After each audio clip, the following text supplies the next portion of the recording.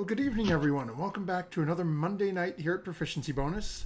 As I realized I forgot to remove our image from last week, so sorry as I hide that real quick. Before I want to say thank you to everyone who was able to tune in last week to not only this stream, but the rest of the week. As you can see down beneath us, if you scroll down the page a little bit, if you're on Twitch, you will see the Extra Life information is still there. As last week we did officially kick off our Extra Life fundraiser. And you will also notice that we have already hit our goal. In 1 week, all of you were able to help us raise over $1,000 already for the children's hospitals. So big thank you to everyone who was able to donate. If you were waiting, if you didn't get paid until the end of the month or the first of the month, feel free to continue to donate. Again, we've hit our goal, but that doesn't mean that Extra Life wouldn't love to see some more help.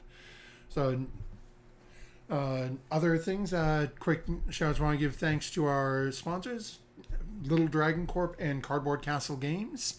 You can put !Little Dragon. It'll give you a link to their website. Go check them out. Don't forget to use the discount code BONUS. They have upped the discount. It is now 15%, and they do ship anywhere in the world. So check them out. Let them know we sent you. And then Cardboard Castle Games. It's my buddy Michael's friendly local game shop down in Evans, Georgia. Again, CCG, CCG in chat will give you a link to their site. You can check out what they've got. And if you happen to stop by in store, let them know you heard about them through Proficiency Bonus. And they will hook you up with 10% off your purchase in their brick and mortar location. So with that being said, we're going to jump right into last time, as our party made the decision after a somewhat stressful time initially in the Hollowed Halls and Whisper's Crypt. The party made the decision to go back and attempt to speak with the ghost and again deal with the strange woman's body that they had found. Upon revisiting the door and finding no one there, they went back to find the woman's body only to see that it was gone. And they saw footprints leading out of the room in what appeared to be a set of women's heels. They followed the footprint, and eventually battle ensued when they were attacked by a statue of Murdoch.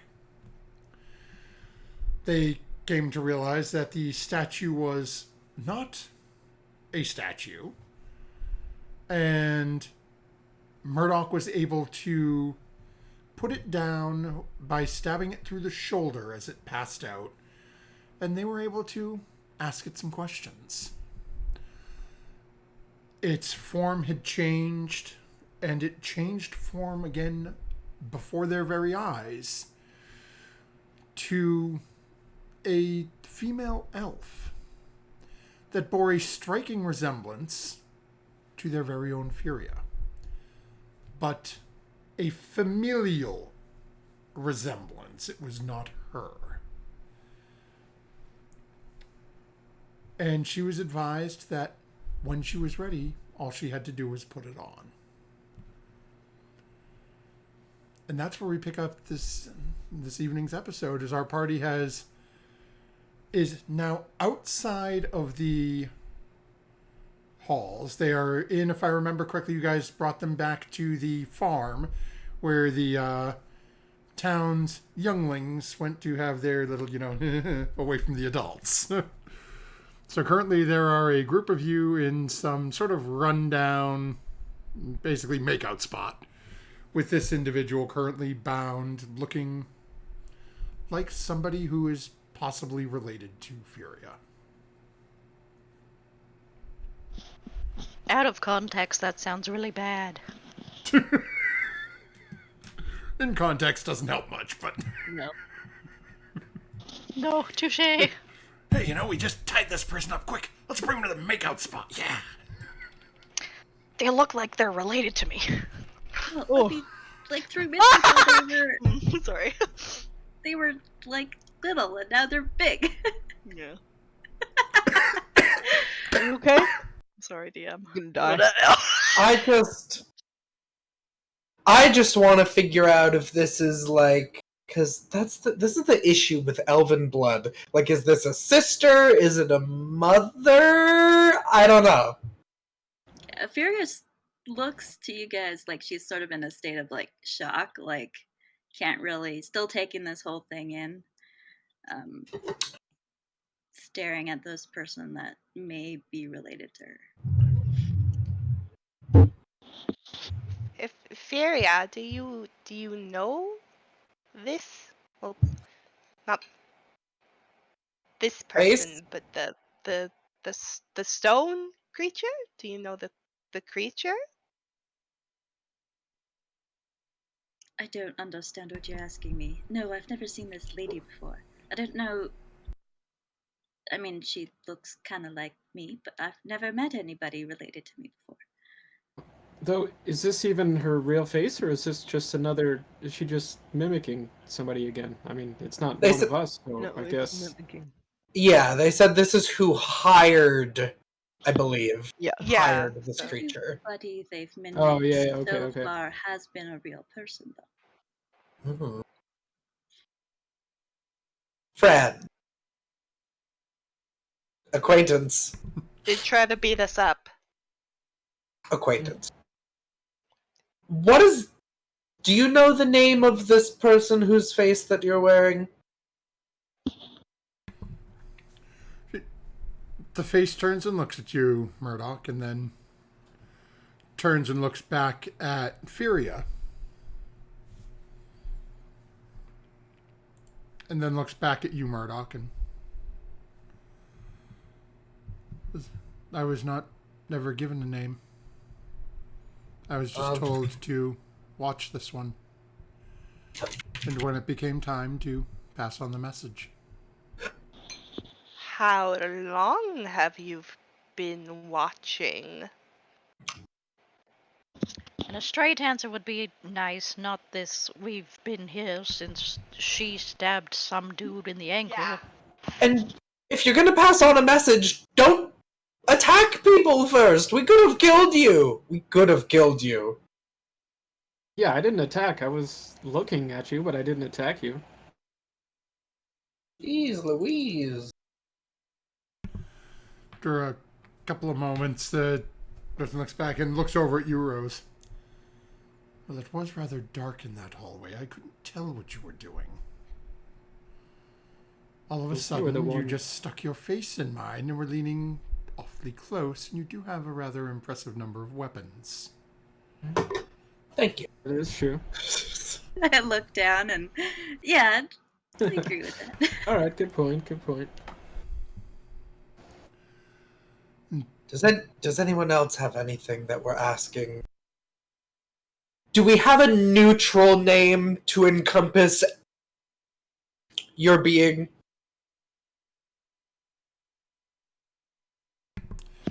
We could also Looks ask if down a they're little on and then the plane. the form shimmers and it again you see that sort of pinkish purplish almost mannequin looking form in front of standing in front of you again, and looks at the group of you and says, I suppose you can refer to me as Thabe. Thabe. Bob, where did you meet this red-haired individual? I was hired when I was brought before the lady who hired me in a beautiful white and gold tower surrounded by forests, massive trees taller than any I've seen here.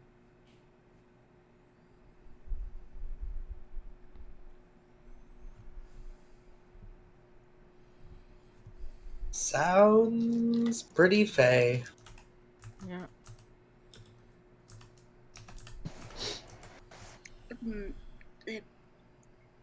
Can you tell me what you were looking for? when was it the right time? I'm sorry, what they were looking for and what? What makes you sure that now is the right time for you to deliver your message?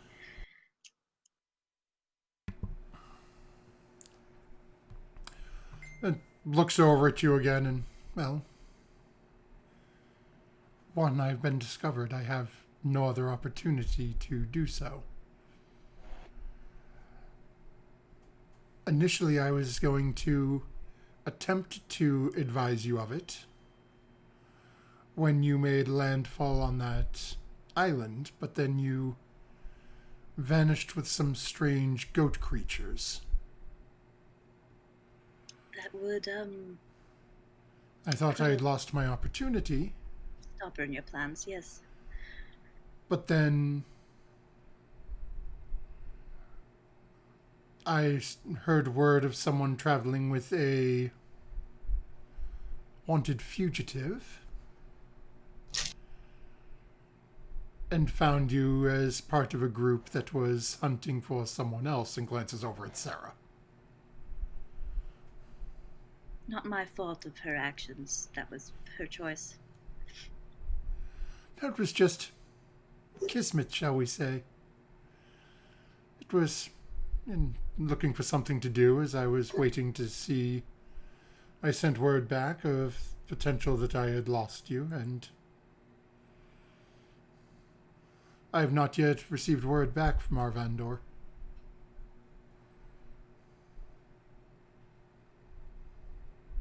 All right. Interesting.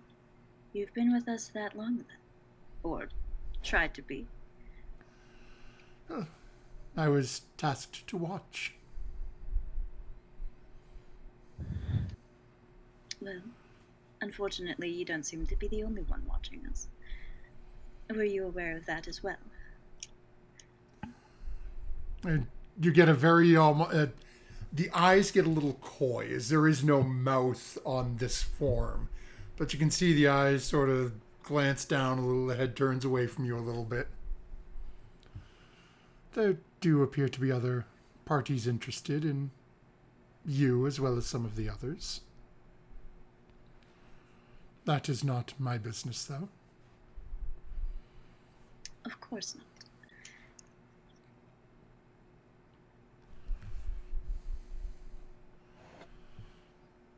Well, now that you've delivered this message, what are you going to do? Attempt to find my way back. It would Look be at nice to everybody go else in home the again. party, like, what do they think of that?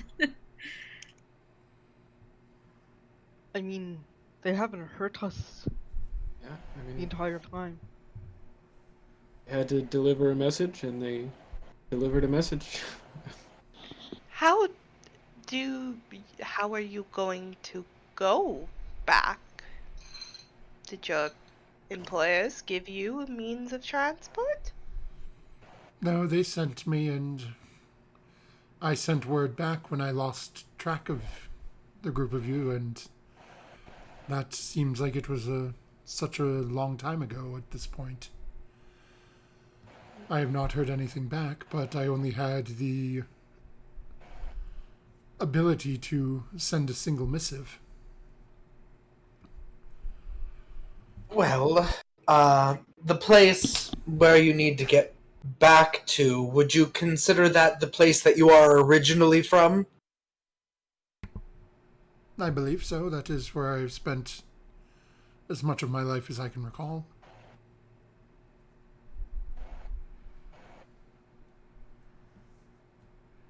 Might be Would you able like? to. Yeah. Lydia? Would you like to be sent back? I can't promise you exactly where you'll end up, but you'll end up back on your home plane. You have that ability and you would do that for me? Sure, as long as you give a message to your employer that I don't know. What do you think, Vera? Do you want to send a message to them? I don't know what I would say in a sentence or two. It's more like mountains of questions. Tell them to contact us directly. I mean, their message did have meaning. When you're ready to put the ring on. I mean, you could always put the ring on and maybe like But I don't know some where it's going sort to of take me, and I don't know if I can take information you would guys happen. with me. True.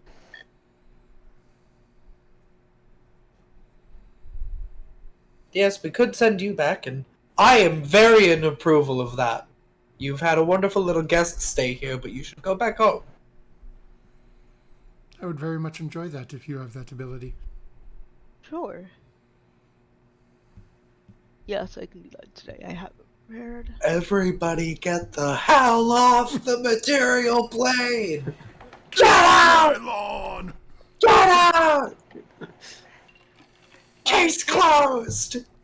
Theria, if you have the means to go, why not take it? Well, I have a lot of duties with you guys. I mean, If I there's banish Murdoch Fury, to we help, should go there's back you to to that help, plane. there's Lydia's body to figure out. I know that sounds weird, Lydia, I'm sorry. It's okay. Okay. Like, I like adventuring, and I would rather take you guys with me if figure out this whole thing. Maybe my family isn't all that good. Like Art's weird grandparents. Yeah, maybe it's my sort of True. situation. You never know. Yeah.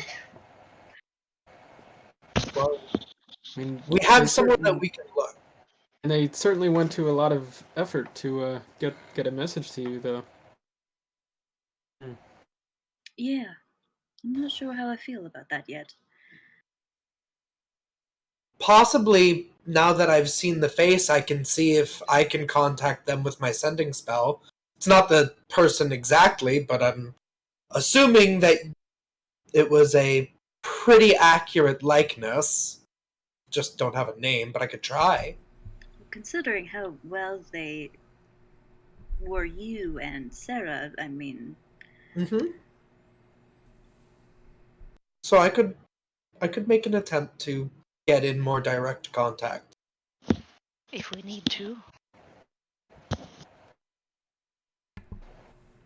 Alright, well, you're ready to go back. Very much so. If I can request in sort of gestures as you guys did tie them up. I was just gonna say that. Maybe we should untie him Yeah. first. We'll take the rope back.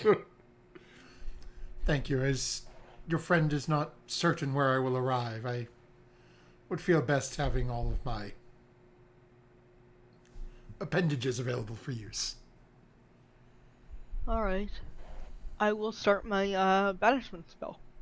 Okay. So there's a moment, and they, trusting you that you're sending them home, they are just going to choose to fail their save, and you watch after a moment, they vanish. Cool. I would try to keep that, concentrate on that for a minute, Okay. too. Yeah, I think we know how the spell works, so we could just wait a minute here for it to. Yep.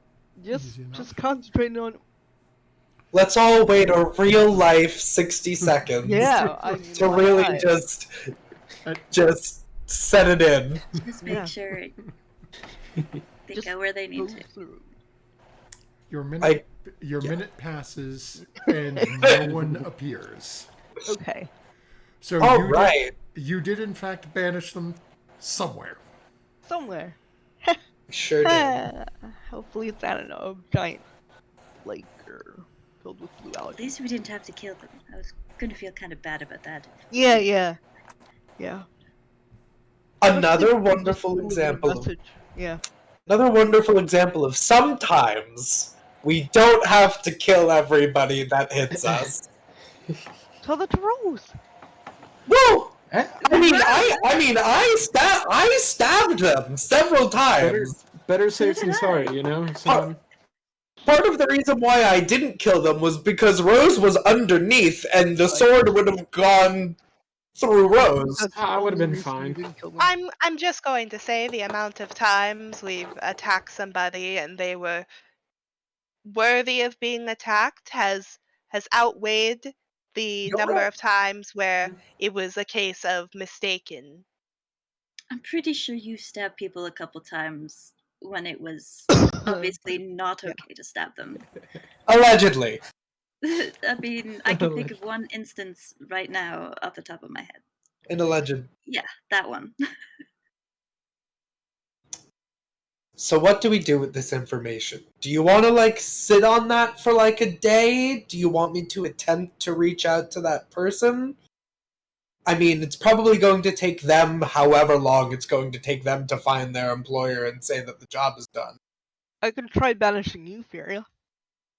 I don't want to be banished. Alright, well, I could bring you back. Well, They I stopped know you talking to can, me. but I'd rather try other things first. Okay, Does just it making sure that you change know the your officer's out there. does it change your interest in gathering more of the rings? I think that I mean, from what we know of the rings, they can potentially be very dangerous, and we know that, I believe it was up by Neverwinter. There was I a think group that started looking for them. Mm-hmm. That And our recently repelled a dragon. benefactor told us about. So, I mean, we have a lot of different options of what we should do. Go up there, deal with Murdoch stuff. I'm not sure how to proceed with Sarah stuff, like, or even your stuff, Lydia. Yeah, I really want to find that circus now. I think, if anything, we should try to find some sort of transport back to. I believe we left the cart in Daggerford. Okay. At least to Yes. get back to the Sword Coast. Not that Cormier isn't nice! I actually really love all of this paperwork and litigation they have. It seems very efficient. But I don't think that we have any more business here.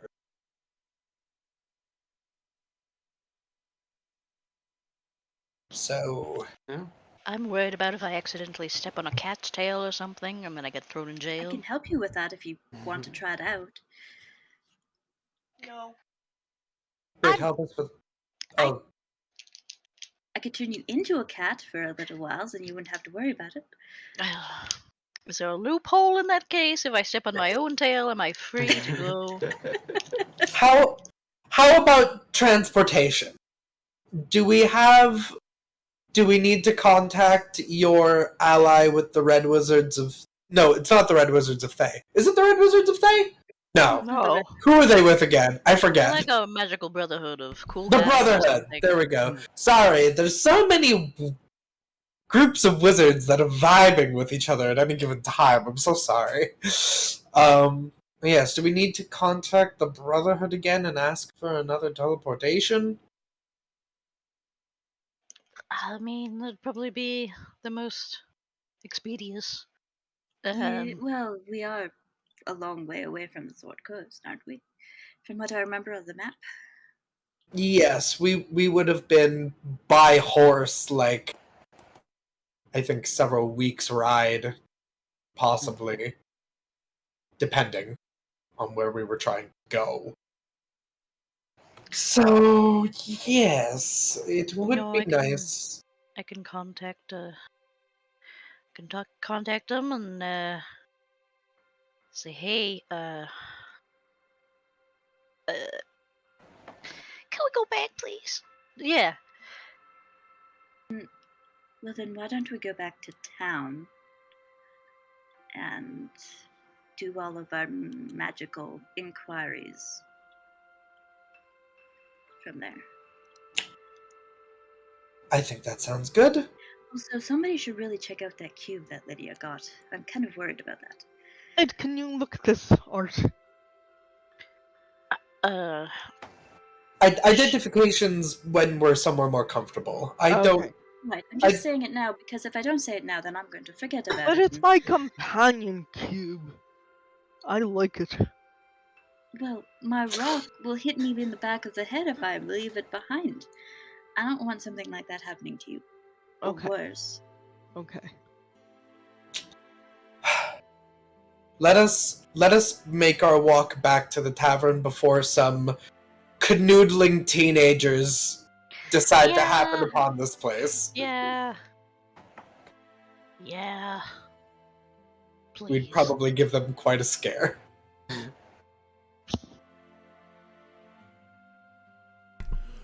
Okay, so it doesn't take long at all for you guys to make your way back to the tavern. As you get back there, you can see there are some people starting to move around. It's getting a little later in the at this point, a little bit later in the day. But then you guys get back, take up a slot and take up a table at the inn, and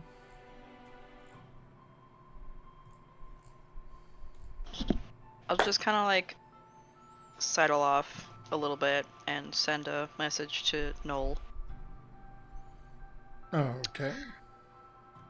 Hey, it's me again, Art. We're done with our business in Cormier. Could you pick us up?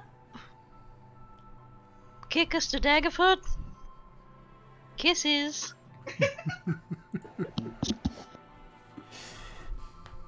Actually, I'm like really busy. Oh, sorry. Few moments goes by. You do eventually get a response. It just says, apologies, I do not have that prepared for today. If you can wait until tomorrow morning, I can pick There you it up is. shortly after morning meal.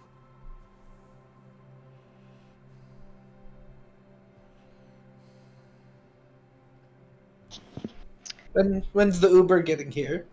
Yeah. I'm not gonna bother doing that again just because, yeah. Yes. I'm hoping they'll, yeah. Okay. I'll just scoot back over to the table. Well, we have some time to chill here. They don't have that spell prepared today. Wizards. So we'll have to wait until tomorrow. Alright. Morning time. Yeah, I mean, all we can do is wait, I guess. It's too far to walk, so. We could Just at a least tad. go. We can go look in the town. Right? Yeah, actually, Yeah. I wouldn't mind that. If we have a day. We don't have to sit in the inn all day. Everybody Maybe. be aware of the conversion costs and Oh, Yes. Murdoch, I believe you picked up that ball thing from the dungeon the other day, in the weird room where it turned up us all upside down Ball with thing. Jeeves. Oh, yes. The orb. Another orb. Right. Yes. I was wondering about that. What kind of orb is it? I think that is definitely something that we can. We have a few things that we can identify. Well, I say we. Sorry, Artemis. We all look at Art. I mean, we could spend our own individual time with them and possibly learn something about them, but that also means if they're cursed or bad, you've already connected to it. I get it. If you hand these over, Is, I'll go up to my room. is there something that you want in town that we can go, Well- that I can go get you while you're working? You want some paper, some ink? Would you like some candles? No, I have enough candles. I have so many candles. What's Do you that want me to go- candy? Do you want candy? Do you want to see if there's scrolls here in Cormier? That would be nice. That and/or a general question to everybody here at this lovely table, companions and friends of mine. Does anybody know how to cut hair? I hold up my braid that's like. I don't have hair. I have two I hold really up a long knife. braids. I don't know if that would mean I know how to cut hair, though. a whole party of ladies, and we're all Just like, kinda, like, "Ooh, no one knows how I to look do down at my hair. hair." I'm like, maybe there would be a shop in town that could help you out with that. A hair cuttery, a barber, a salon. A haircuttery, yes, that is the term. You're very well versed in that, Murdoch.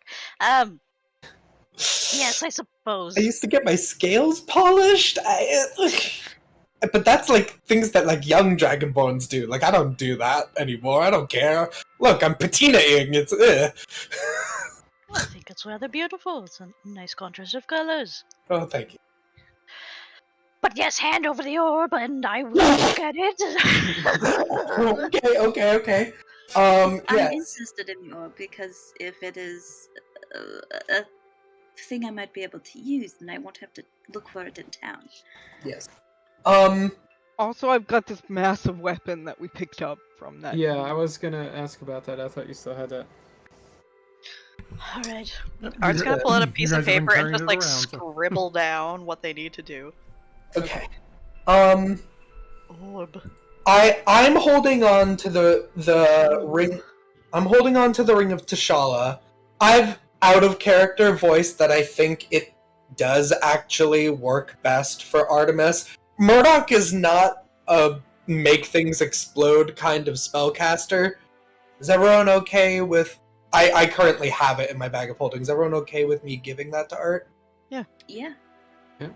All right. Well, Artemis, I don't think I'd be good with it anyway. So. we already know what this does, and I know it's very in line with what you already like to do. You also know the risks involved in using it, but I think for everything that you do for us, I'm gonna give you the Ring of T'Challa as well as the one.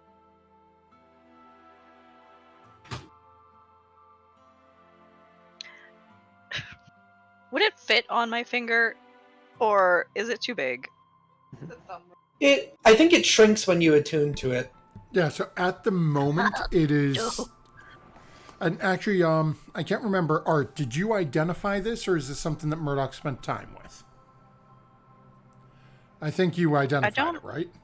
I think Art identified it right then and there because I think we short rested or something after that fight, possibly, or maybe you just for the sake of it told us what it did. I don't remember. I don't fully remember. I But I don't think think anyone was attuned gonna to it. do a little too because I had that written down. We did know a little bit of what it could do because we had the book. Okay. Right. Mm. So I don't think anyone has attuned to it yet. Okay, so I then- definitely did it. Yeah, so for Brady's sake, only because I can't remember which way we did it, and that may have been me telling people stuff off stream. What we'll do is we'll say that when you guys took that first trip back, that Art identified it that night. I attuned to the ring of warmth, I think. Oh Yeah. yeah, that's it. Both rings.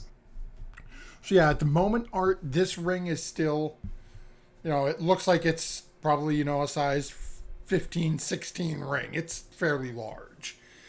But you would know, like with many magical items, once you attune to it, it typically will adjust itself to size with its wielder. Okay.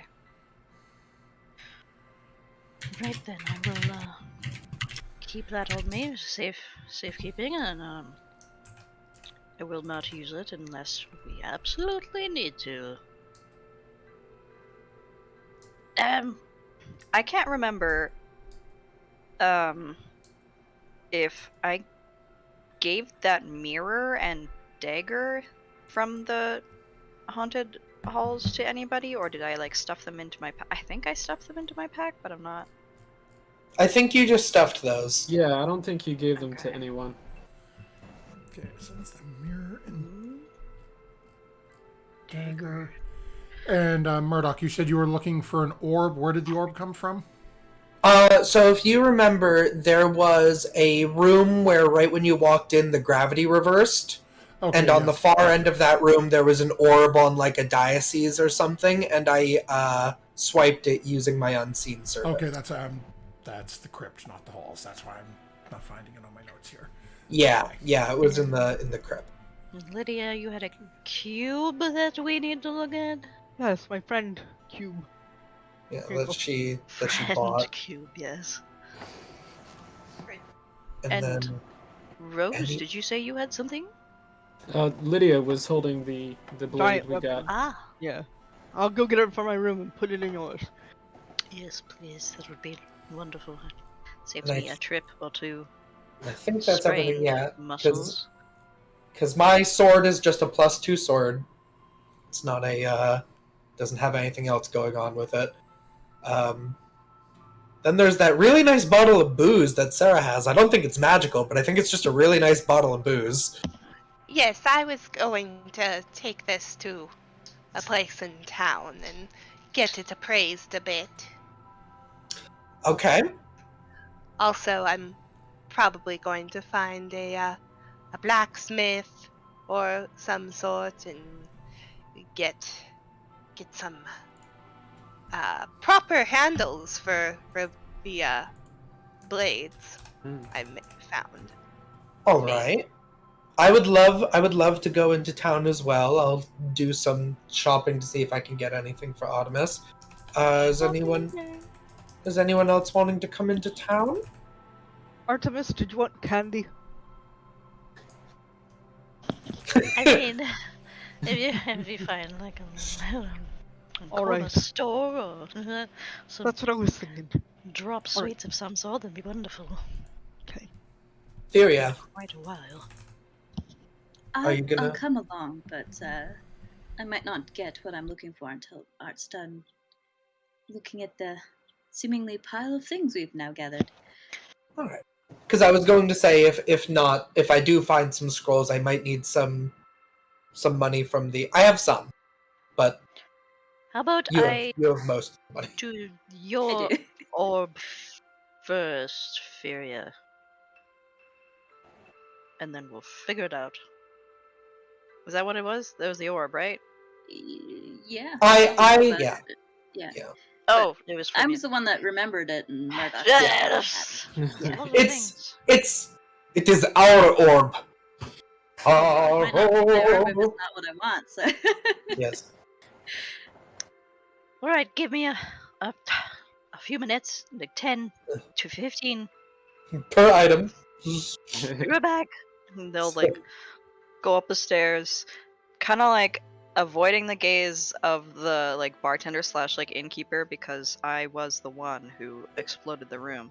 It's still terminal. As as we see Artemis As you're go coughing, upstairs, the innkeeper's leaning away from you. Yeah. should one of us stay here with Artemis? Oh, You're right. I mean, dang it! I don't know. Identifying stuff, we is could that take Art with us, and is that then we're dangerous? going to be here all evening. Sorry, Rose. What was that? Oh yeah, I mean, is it identifying stuff? Is that like dangerous too, or No, Trouble but seems to find art yeah. by itself. And things happen to Art. Whatever Art is doing. I mean, I could stay behind. There's not really anything I'm looking for in particular. Right. Well, we'll keep an eye out for you for a good upgrade or something for your. All right. Okay. Would you like some candy, Rose? Have you ever had rock candy? Oh no, but I like the sound of it. Oh, I'll good. get you some. All right. Yeah, if you find some, I'll give it a try. If we can find a candirium. I thought they were just called. Is that what sweet they call shops. them? A sweet semporium. I think Murdoch's having a stroke. No, I'm just trying to make everything sound a little bit more old timey. Even though It's a shop everyone is with an older E than at me. the end. The old Yeah, The old candied shop. PPE. at the Shut end. The whole the hell. shop is candy. There's a That witch that one lives there. story. Alright. To town! For me. The No. town. Oh. Wait for Art. Yeah. It feels just like Like 5 10 more Okay. minutes. Okay. Or 10 minutes. Okay. Okay. So, Artemis, you're starting with the orb? Yes. Okay. So you set up your candles in your ritual space again, and you go through casting your ritual. You find that this is known as an elemental orb, specifically an orb of air. Basically, this is a one-time use magical item that, when created or when utilized, will create an hour-long windstorm centered on the orb with a 150-foot radius. So a 300-foot diameter. Radius. That deals 1d4 bludgeoning damage per round to anything within the area. Oh, that room was gonna suck. That would have sucked, yeah. Because we also would have been stuck on the ceiling. Oh man. Got the Tempest Cleric. So, Better so hope yes, that- that Yeah. has the potential to do 600 d4 damage if somebody is stuck outside for the entire length of the windstorm. Crazy. Present company included. Woo. Wow.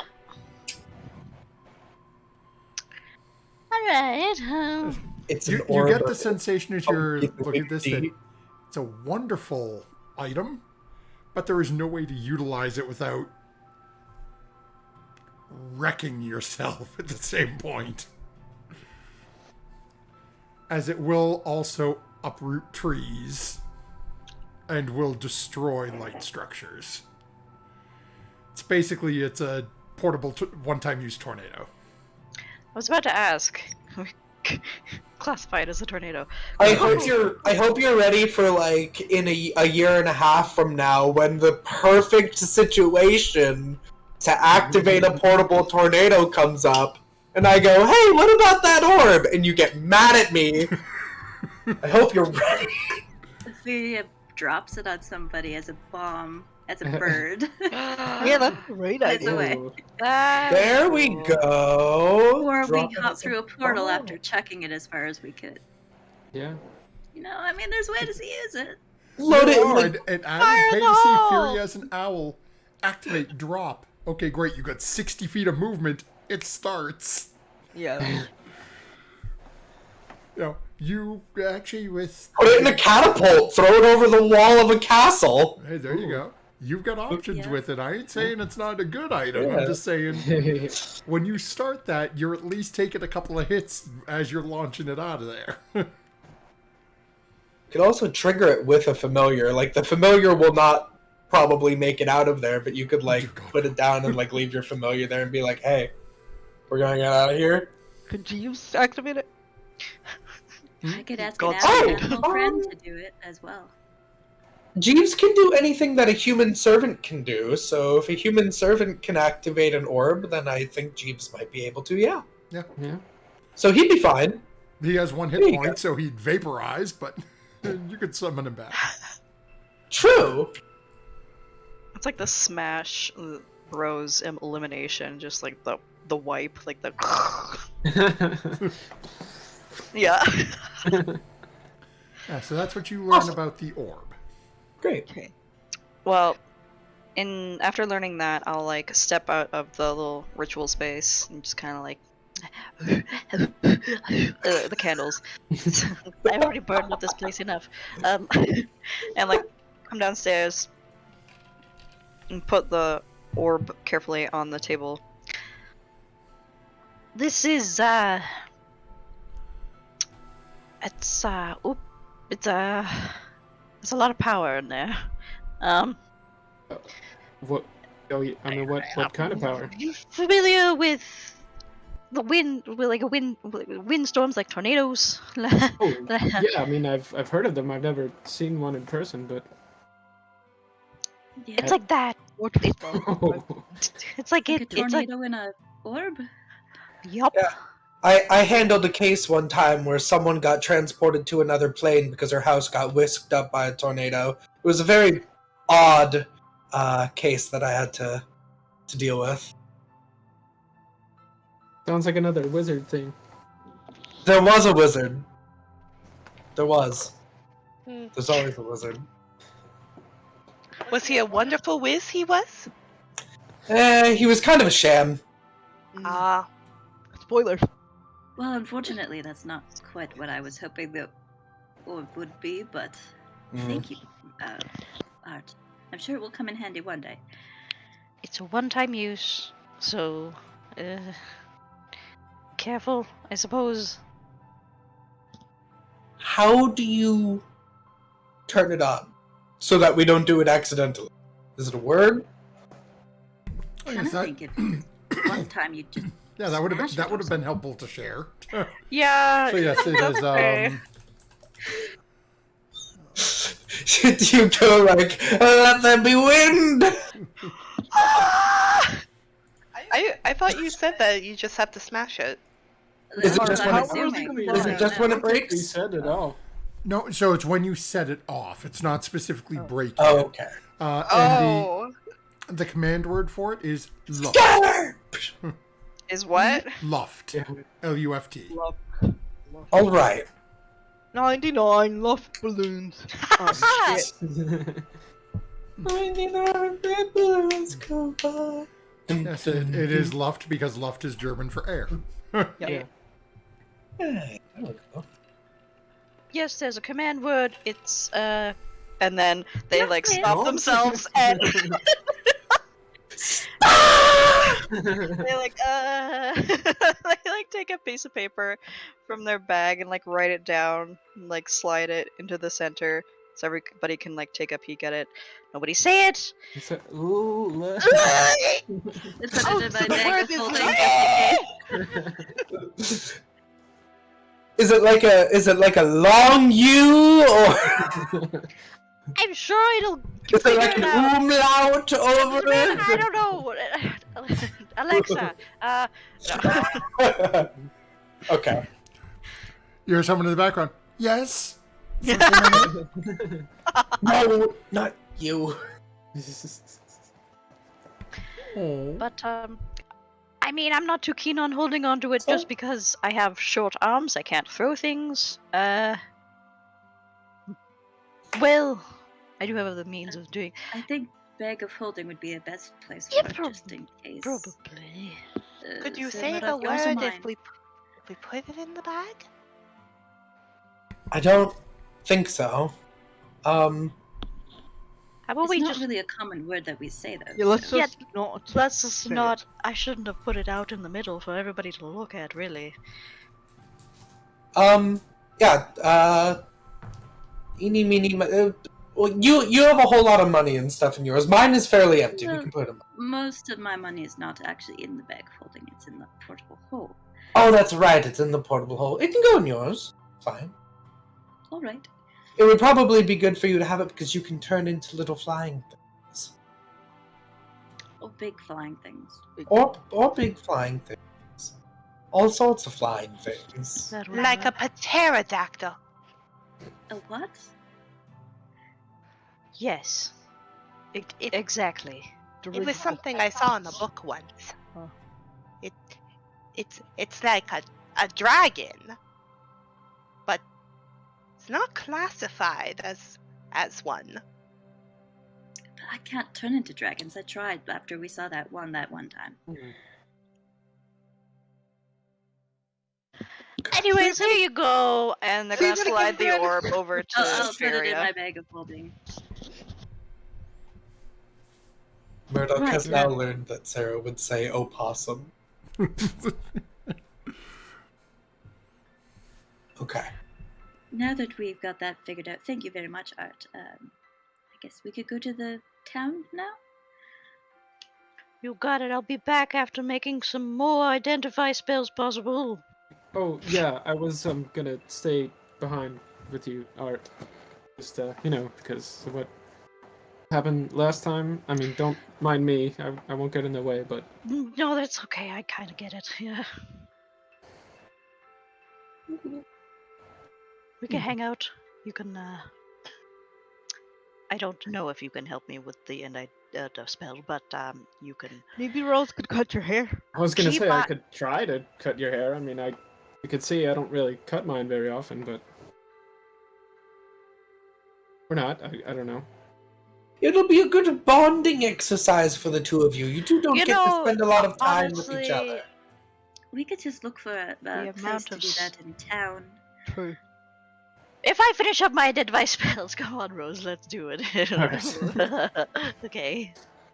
And I start like looking at my like axes. Like, what am I gonna Well, use? cutting shears. Cutting shears. No thanks. I'm in danger. Yes. Have fun, you two! Yeah. We'll be back in a little while. I'll go back upstairs. Okay. So what we'll do is we'll start following upstairs first. Is that we got a couple of things. So what are the other things we were identifying? You had the hammer. Stuff just cut out. Hammer and cube. Oh, okay. Hammer, cube, and the mirror. You said. The mirror and the dagger. Hammer, cube, mirror, dagger. Okay. So, as you take care of casting the ritual on the hammer, this is a mechanically it is a +1 warhammer. There is one caveat, and unfortunately, I haven't had a chance to build it out in D&D Beyond yet. But so it is a +1 warhammer on a crit. On top of its normal damage, it does 2d10 slashing damage. As parts of the obsidian sort of flake off and injure the person. Oofta. So keep in mind that 2d10 though does not double. So basically you roll a crit, you roll your dice and you just add 2d10 to it.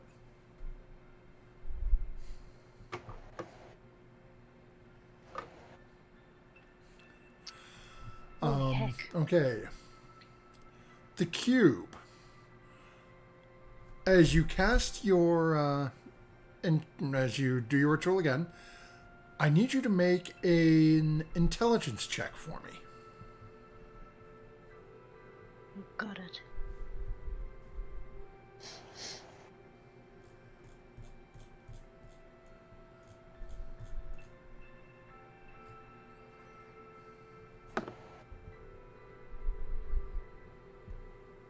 Mm, 18.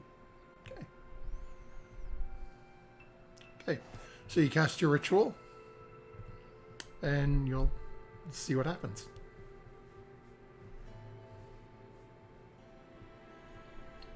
Okay. Cool. As so literally, Art, as you're casting your ritual and you reach out and you touch this and you feel, as you always do, as your mind sort of opens and you expect this rush of information and knowledge to come through to you. And you get the strangest sensation in your head. The only way I can really think to name it is, in the real world, think of it like a video buffering. It's literally like you're sitting there, you're waiting for it, and it's just nothing's happening. You know it's worked, but you just haven't got what you were expecting yet. Okay. We'll turn it over like a couple different times and then set it aside. Okay. Weird. Next one is you cast Identify on the mirror. That you come to know is a shared aspect mirror. Basically, this is one of a pair. When activated, does not require attunement. When activated, it basically connects the two mirrors. Much like you were looking through a window at each other. You can communication is possible. You can't cast spells, but if who's ever on the other end. So if you're both looking at the mirror and one of you activates it, it's basically it's like you're looking through a pane of glass at each other, and you can talk. New mirror, who this?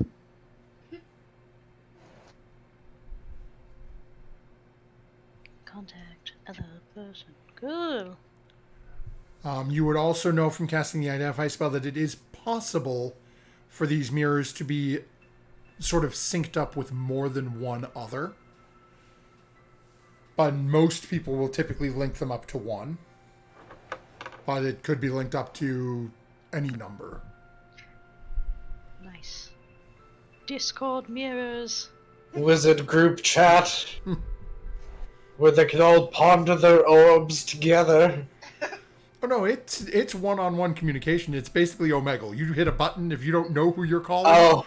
It's just a random person pops up and no, I didn't want that one. Try again. No! Great. It's a roll of the dice. You might find a wizard pondering their orbs when they didn't want to be observed. Might find some different. Unless you know the Anyways. mirror you're trying to reach. If you know the location, it's direct dial. But Well, crap. I only have one, but alright. Interesting. and then the last one, the dagger is a dagger of light. Requires attunement. As an action, you can speak the command word, and basically the blade will glow as if it had the light spell cast on it. Ooh. Interesting. Sarah could use that. Alright. So, Art, what was the deal with the the cube one there? You didn't really seem to say much about it. It didn't really say much to me. Usually I get a font of information once I identify an object, but there was nothing there. The spell it worked. And they kind of like look around at the circle and the candles. Definitely worked, but didn't get anything from it. Yeah, I wonder what that means. I don't know. I'm not too sure either.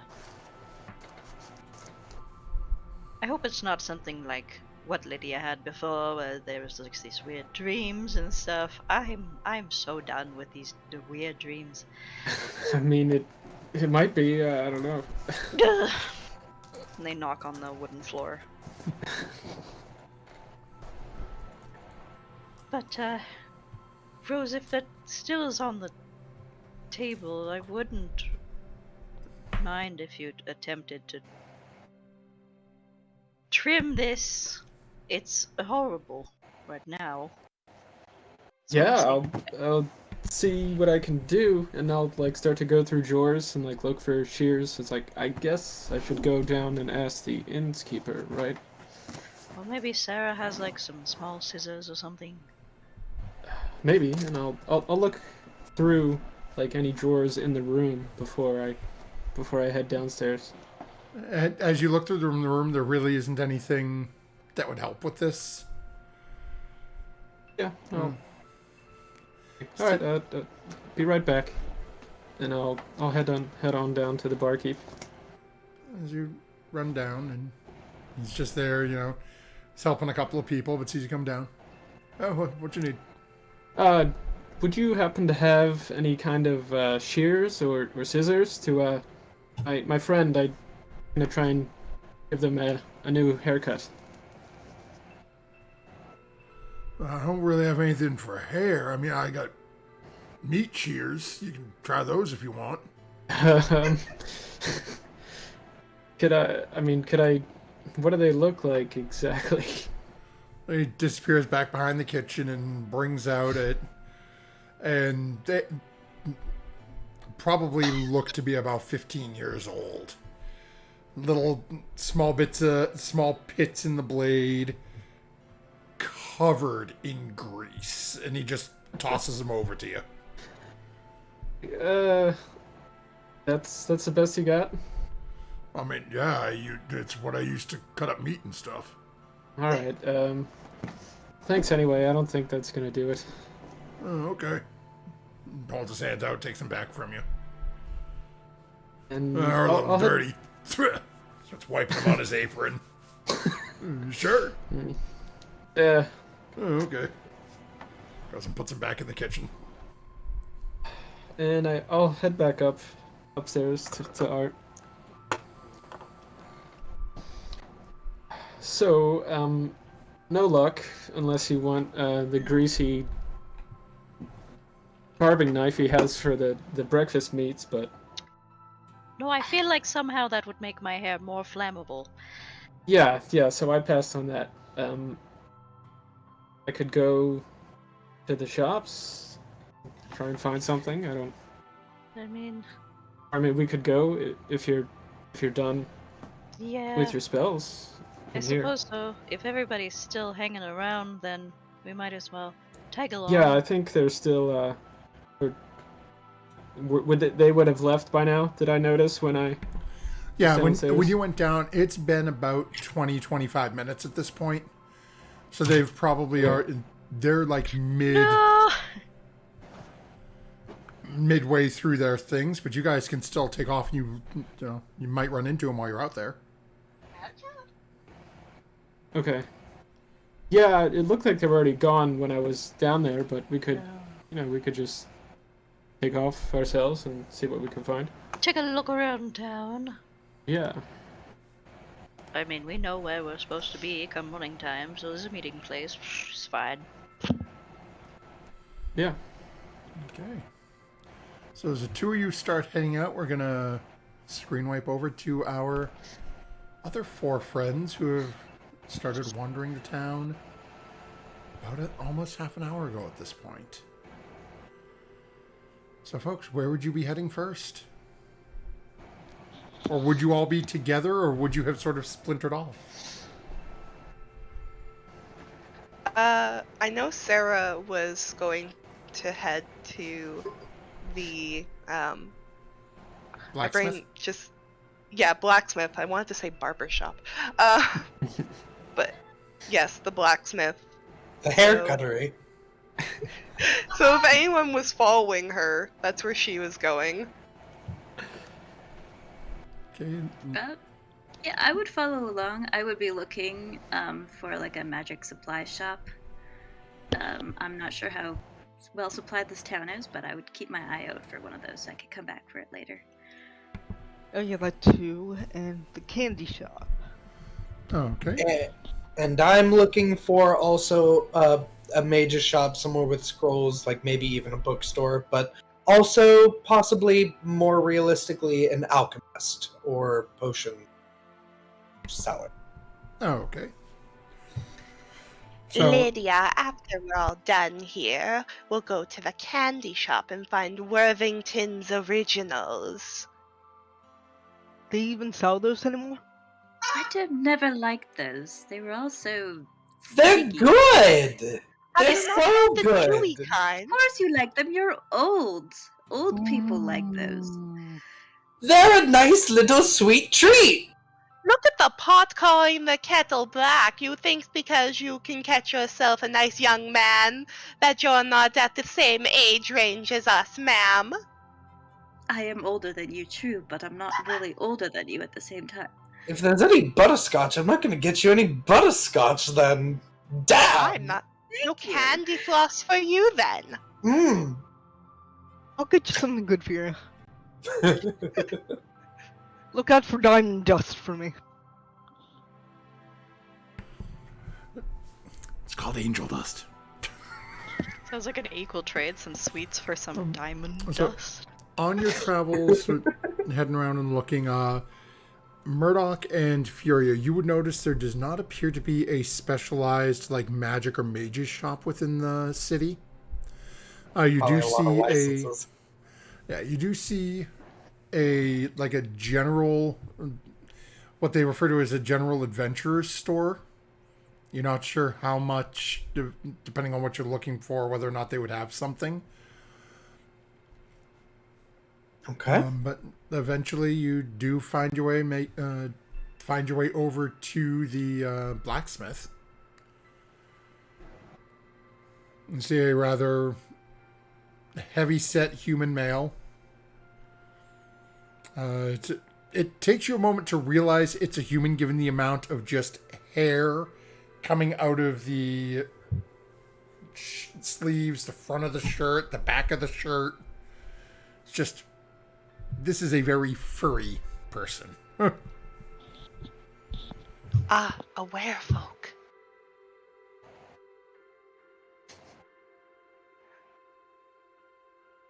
I'm gonna gingerly step up to the blacksmith. Good day, my dear lycanthropic friend. Step back from Sarah like 3 paces. He turns and looks and sees you first, Furia, and then realizes you're just And I stepping point back, down just sort of looks frantically. down. What'd you say about my mama? I said nothing of your mother. Oh, Right.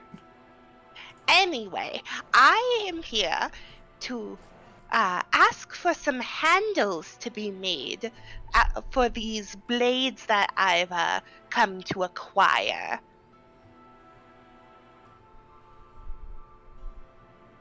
Okay, well, let's see what we're dealing with. I'm gonna pull out the obsidian, like wrapped and like unwrap it. Now, careful, they're sharp, but you do have your gloves on. Here you go. As he sort of looks down and picks one up, and you see as he walks a little ways away with one of the slightly longer ones, goes under the counter, pulls something out, lays it on, and picks up and watches. He takes it and just sort of drags it across it, and I guess it will cut. Oh. He brings it back over, sets it back on the thing you had it wrapped up in. This is weird material. This isn't a metal blade. No, it's a stone that we found underground. There's actually a lot more of it if you'd like, but don't go down there right now because there's a ghost woman who's telling lies to get people hurt and in trouble. But my friend over here, she deals with that sort of thing, and she's getting it all fixed up. But once that's all done, you and all of your fine little friends could go down there and get as much of the stuff as you want. Right. So, this really isn't going to work in like a typical metal handle. You'd be better off looking at something in wood.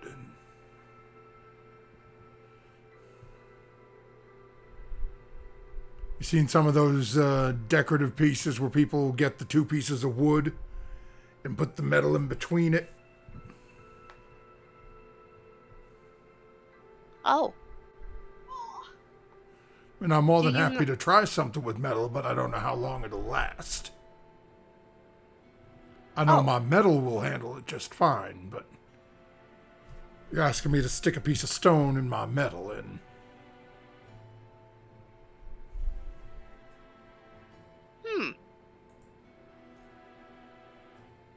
Do you happen to know of a carpenter, or do you perhaps do carpentry on the weekends? Right. You can... He sort of reaches up and scratches. No, I don't know if I'd quite call what she does carpentry. But you can try. There's a... it's one of the few... one of them tree folk. He sort of glances over towards Fury and gives as slight of a nod as he can, just sort of like... I give him like a really big grin. Just sort of looks back over, down at you, Sarah, and says, one like that one that does all sorts of, like, wood stuff. Bows, arrows, all that. Whereabouts is she? Well, you can find her. She's on the southern side of town. Oh, goes goody. goes by the name of one of them. It's one of them names. Oh, it's out my head. Keep scratching. I don't know. You just go down there, look for. It's the shop. It'll have one of them big circle targets, and it looks like a tree branch sticking in the middle of it. Okay. I'm gonna take my little wrap parcel back. Thank you. And he looks over, and then he glances over in your vicinity, Lydia. And I guess good luck with your ghost woman problem. Thanks. And he turns and goes back.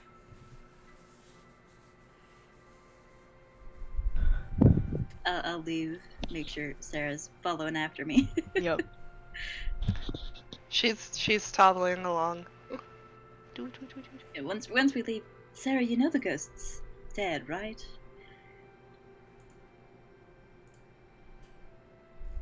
Again. Yeah. Yeah.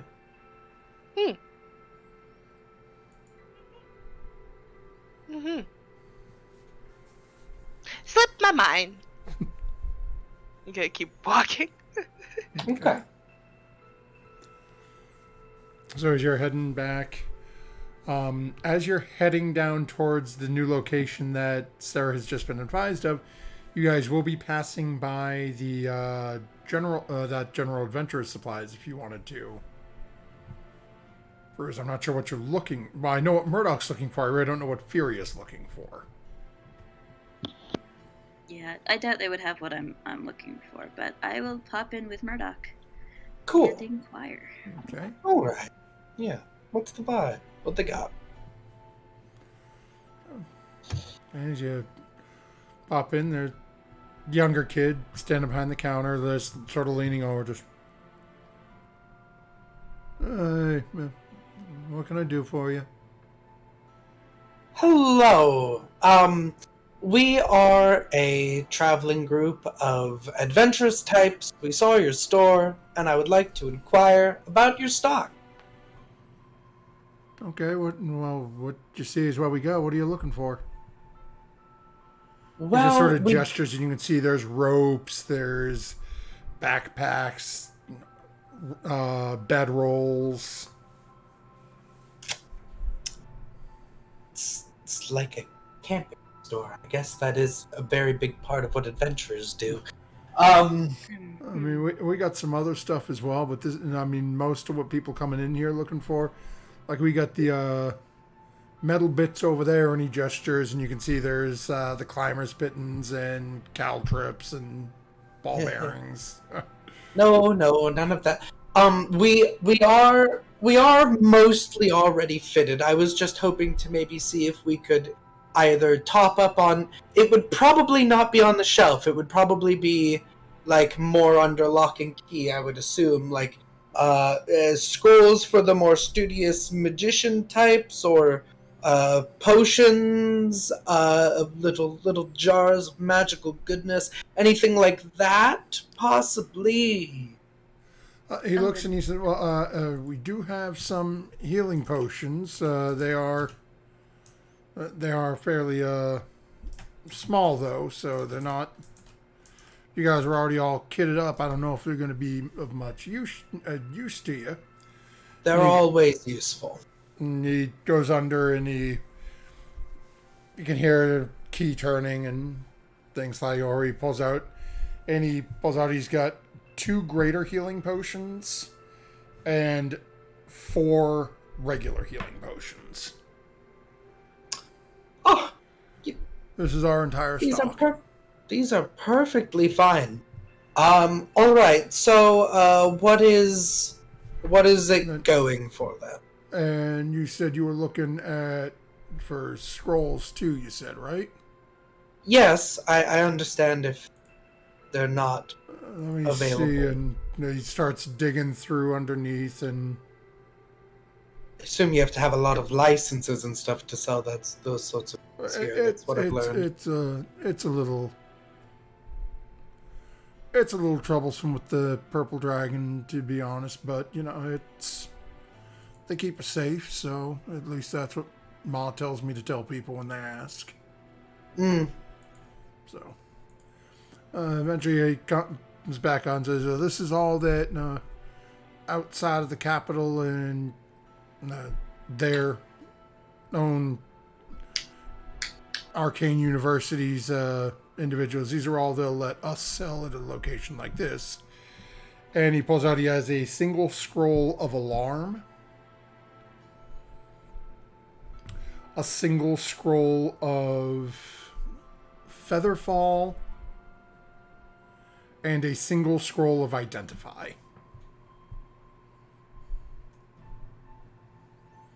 As you can see, really not much that... I mean, alarm can be helpful if you're looking to, if you don't want that crazy wild pig coming tearing into your camp at night, but... Sounds very dangerous. Yeah, I could say you're definitely a good salesman. I do think that our companion is already equipped with these, most of them. Yeah. So that's all right. Perhaps just an inquiry about the price of the potions, then. Okay, and he goes through, and you can see he's sitting there, and then just leans his head back down, looking at him. Let's see, 4 and 2. About 700 gold for the lot of them.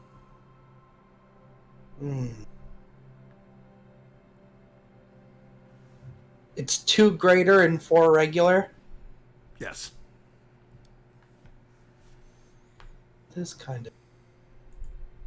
I agree. Hmm. Maybe just the 2 greater? We do have a lot already. I know, but I've ever since that one run-in, I've taken to carrying a lot of the smaller ones. I mean, I have 200. Would it be 200 for the smaller ones then? Is that, or is it that deal is only for all of them altogether? No, that was just me doing math or trying to do the number thing. No, you did. Yeah, yes. so that'd be 200 for the 4 little ones. I mean, we generally only use them in an emergency, so we don't necessarily need something larger. That's true. That's more reasonable too. I'll take the four smaller ones, please. How young is this guy? You said he was younger, and he mentioned his mom. Yeah, you get the feel this is probably, probably his first job. Doesn't seem to be real committed to it.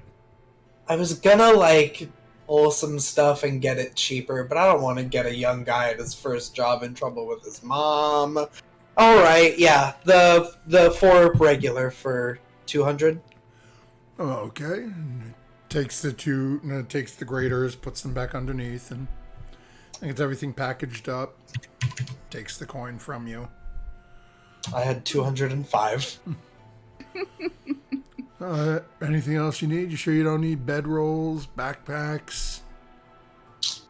Oh. We got some ladders and some 10-foot poles. Sleep in trees when I can find a good one. Oh, and you definitely need a ladder to get up in a tree. I climb pretty well. Actually, is there possibly I don't think this new sword I got had a scabbard. I don't think so. I think it was just loose on the table. Is there possibly just a spare scabbard? There you go. And he sort of digs around, goes and back, and Most of my swords are canes, so I need one that actually has to go on my hip. he brings one out and, sort of blows it off. It's a little dusty. It looks like it's a little wider than the sword that than your sword, so it'll be a little loose in it. But looks like it doesn't fit quite right. I mean, I can give you that for 5 silver, I guess. It'll be perfect, thank you. And you know what? Take a whole gold. Take a whole gold. I'm feeling generous. Oh, thanks. Like I said, you're a good salesman. You almost got me to get one of those scrolls, but we just don't need them. Enjoy your time and watch out for the big pigs. I've heard that, upwards of 50 wild hogs can overrun a small community. Oh my gosh. I'm sure if they're small enough, it would take that many. Some of the big ones, though, man, you got to be careful. They get pretty nasty. They could probably do it with like 15. You never know. Yeah. Well, we got the purple dragons, who don't worry about that here. Well, that's good. You have a nice rest of your day. You too. And once his head back, he starts to close his eyes a little bit and just... I'm thinking to myself, like, it could be so easy for Sarah to just rob this place. He There's, just like, nothing falls in there asleep. that's- I know. I know, While it's like a they're- rope and stuff. While they're in the general shop, was the candy store perhaps around this area? Yep, you are able to find the ye old sweet shop. Didn't eat. As you walk in, and you can see there is an individual in the back. So there's the front counter where there's a person working the till, and you can see into the back where they're preparing everything, and there's just somebody stretching out taffy. Yes! There's somebody with, like, the hook, just... Yep. Loop it around, pull it down, loop it back around, stretch it out. A very strong man and his little grandpa. The grandpa's the one in the back. It is. You see, they have to do it to aerate the candy, which is how the color changes, which is why it goes from being clear to being more opaque in color. Kind of Percy. Wait, Where are those Worthingtons? So you do find the candy you were looking for, Sarah. Yeah. Well, I find rock candy and spice drops. So go ahead and Lydia, roll 2d6. Or sorry, roll 1d6. Roll 1d6 for a 2. Okay, and then roll another d6. 4. Okay.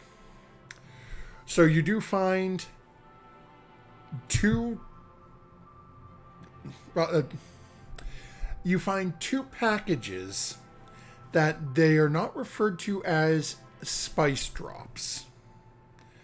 They are referred to as fire drops. There's a little disclaimer on them that says, very spicy, you have been warned. I love these. That's 2 of those, and you find a small jar with 4 what looks like wooden lollipop sticks sticking out of it, with what appears to be small crystals attached. Cool. And then I'll get some chocolate taffy for myself, because that looks delicious. Oh, And okay. I will approach the brawny young man. Oh, okay. So as he turns to face you, and stark opposite of the individual you saw at the blacksmith. Bald, no eyebrows, no facial hair, just like glistening muscles, like popping out of his shirt. It's just everything you can see definition. He turns, looks at the couple of you in there, and literally does the Terry Crews thing with his pecs where he bounces his chest muscles at you a little bit. It's like, well, hi, what you need? Oh, Ooh, it's a little warm in here. Must be all the taffy cooling. nah, we got to keep the temperature a little warmer. It makes the candy easier to work with. Oh, yeah, I imagine so. All the hair taffy work. Sarah, what were you getting, Sarah? I'll buy it for you. You just see Sarah like with an armful of Worthingtons. You only need a hat. You know what? With Rock is a candy handful. for Rose. Yeah. Okay. What? Rock candy for Rose. I Yeah, got that's what that. she was getting. Got a jar. Okay. Okay. Well, you just said all the Worthington. I didn't know if Lydia was. Oh, I got that. Yeah. Okay. So I'll put over the 2 packs of fire drops, the 4 pops of rock candy in the jar, and I'll ask for 2 pounds of chocolate taffy. I don't know how much that costs. Oh, okay. It's very big, but that's fine. And then I will put the Worthington. So it takes him a few minutes to get everything and basically brings over a rather large box with the taffy in it for you. And then eventually, a few minutes goes by and says, okay, here we go. Okay, that's going to be all of this together. 10 gold. You know, you look familiar, so I'm gonna give you 12, and I'm gonna leave. Okay, as he takes it and again does the same little boom boom with his chest as he takes the money. Very and then humid. Turns, puts it in, and Yeah, bye. Thanks. Bye. as the 2 of you start to walk out to meet up with your friends. I'm not walking out. I'm enjoying this. I No, I'm walking out. like, arm out. You have your husband in an urn in your backpack, girl. And as you come out to meet up with your friends, that's where we're going to take our break this evening. Okay. So thank you very much for those who have been hanging out with us this evening. We will be back shortly in just a couple of minutes to see how our party continues on as they make their way to the strange tree woman shop. As it appears, as they've realized from their first trip to Evening Star, this is a very sort of human-centric village or city. So we'll be back in just a few. Don't go anywhere. Humies, you.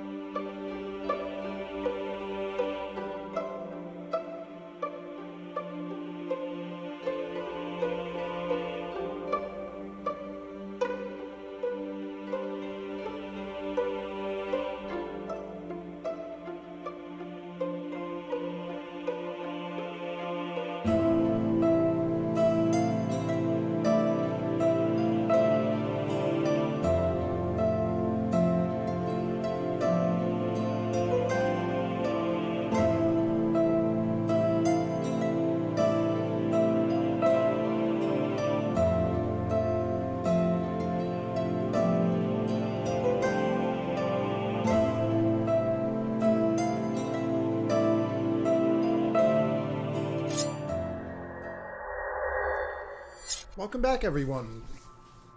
So we're going to jump right back into things here as a somewhat flustered Lydia and Sarah exit the sweet shop. And about this time, you see a couple of doors down, Murdoch and Fury are coming out of the General Adventuring Supplies store. And the group of you can see coming down the street towards the two of you a very stocky, muscular dwarven lass and a slightly singed gnome.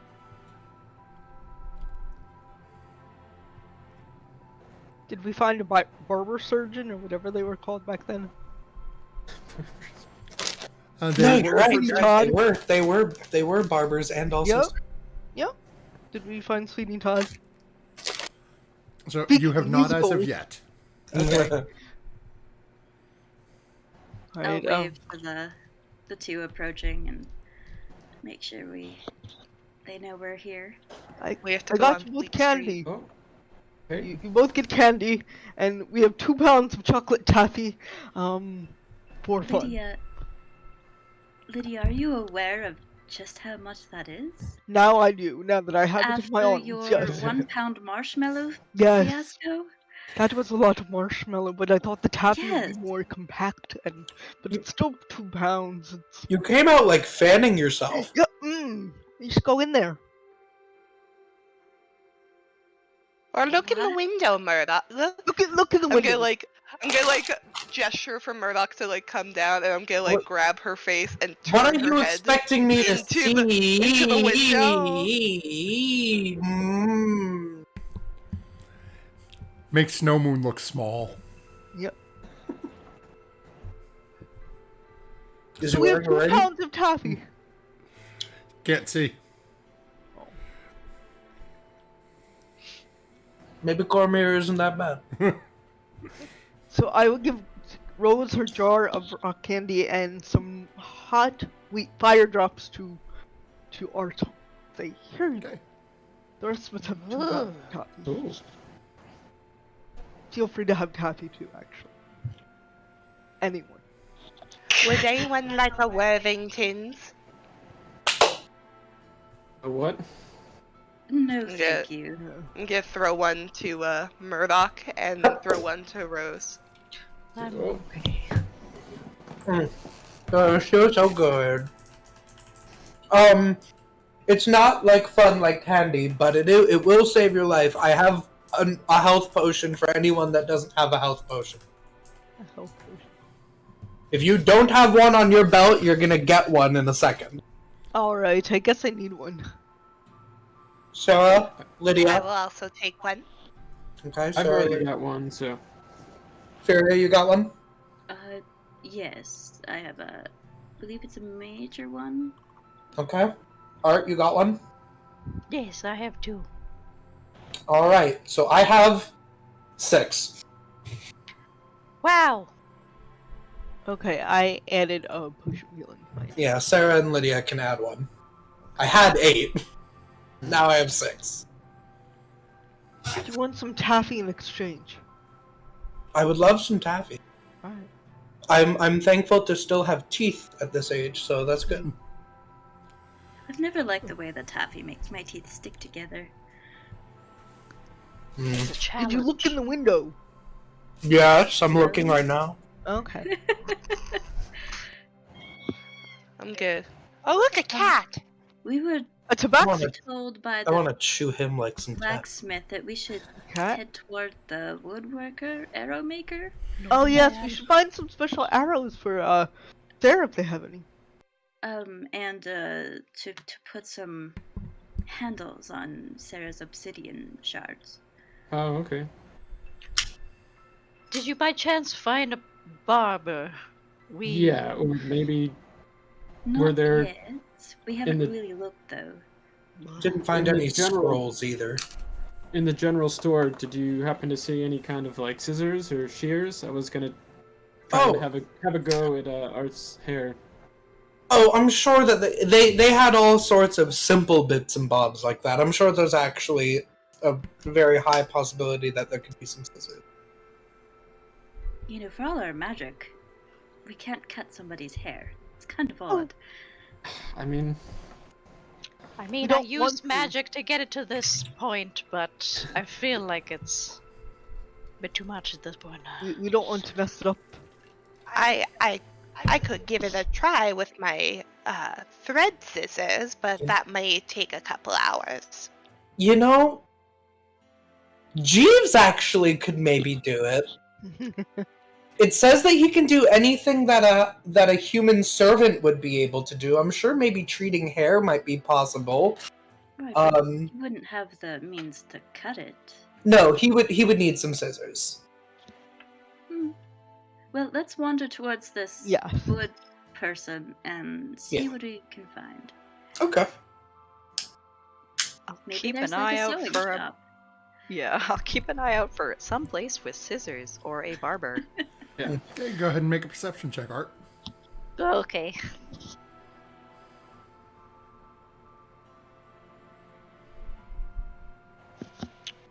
We got a 25. Wow. You're Okay. desperate. My hair is important to me, and I've lost so much of it. So, as you're heading down, and the group has told you where they're heading towards, the first thing you notice is probably about 150 feet ahead of you. You can see the shop in question. It has what appears to be an archery target, you know, the 3 concentric circles, with a tree branch sticking out of the middle. Oh. 2 doors to the right of said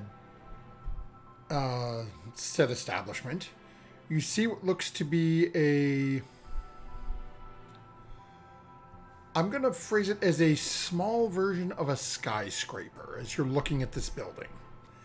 It's a single-story building, but no windows on the front, just a simple door. But as you're looking at the building, it looks like the sides of it it's painted to look like it's just hundreds of little glass windows. And the sign at the top of it, literally right up by the roof line, is just this massive, looks like an explosion of color. And it says, Die Hard.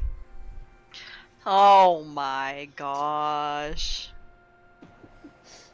Spelled D-Y-E.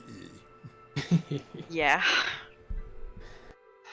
One of my favorite movie lines comes from I can't remember. I think it's Die Hard 3. God. My favorite movies, if I'm your class, Die Bard. Okay. I'm going to unceremoniously break from the group and head over there. Okay. So see where Art is going and nod. That might do it. yeah, I would kind of tag along with Art if he didn't mind, too. since we kind of started looking for this. Of course. Okay. I still don't have hair. You get the 3 of them sort of trailing off this way. Sarah's still heading to the Yeah, I'm gonna keep heading Target? to the Target. Target. I'm with you. I'm with you. Going to Target. Love walking around Target. It's great. Same. One thing I miss about Canada is that we don't have Target here. Makes me sad. We did, and then it left again. Aw, Target's so good. This episode not brought to you by Target. It's also not brought to you by Die Hard. Or Worthingtons. Or But it could be if Target wants to sponsor us. Please get in contact. Yeah. Proficiency bonus at gmail.com. donate for the kids. Target. Yes. The kids. So yes, I'm going to. Grandma and Grandma are going to Target. Okay. So Maybe we'll they have start some with Yankee the candles. group of you heading over there. As you walk in, you can see there is I will call her a younger elven woman, but it's hard to say for sure. Who is working, is behind there, sitting down. And you can see currently she is in the process of stringing a bow.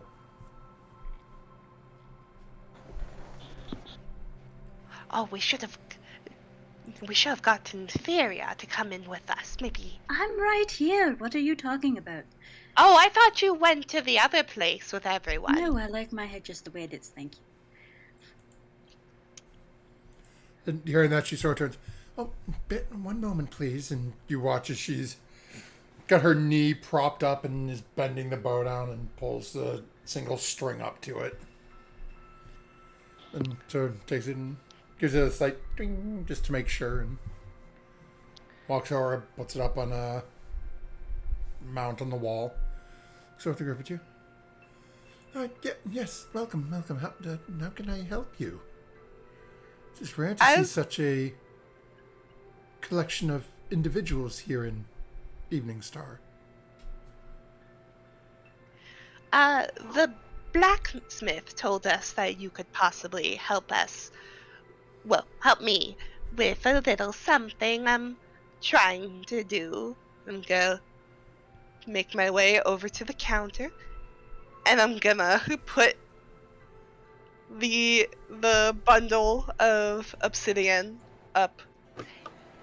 He said it would be better to go to you if I wanted to have a sort of handle made for these. Ooh, this looks almost like volcanic glass. I can definitely work with this. What are you looking to do with it? I'm looking to have these turned into blades that I can wield. It will take a little bit of time. How long are you here for? Unfortunately, not that much longer. Tomorrow morning, we're leaving. That is somewhat problematic. Let's see. And you can see she's starting to think a little bit. I could get one done by tomorrow morning easily. But you said you were looking for multiple to be done? Well, one for starters is good enough. I can always find other people to perhaps take reference from your handiwork in another location we're at longer.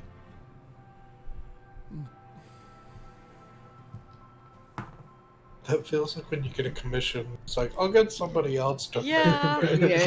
I didn't say she was good at talking. I said she was good at deceiving.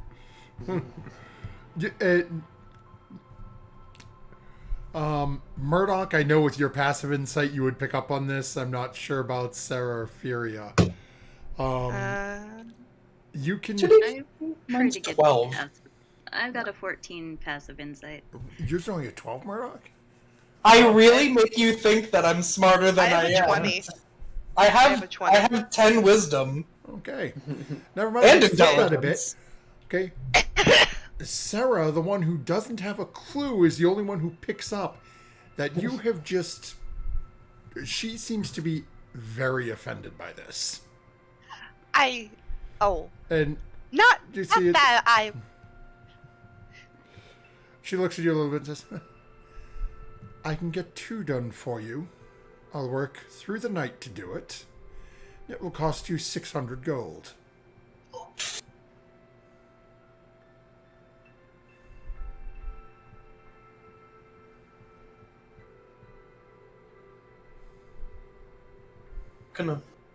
Gonna come over here with Sarah.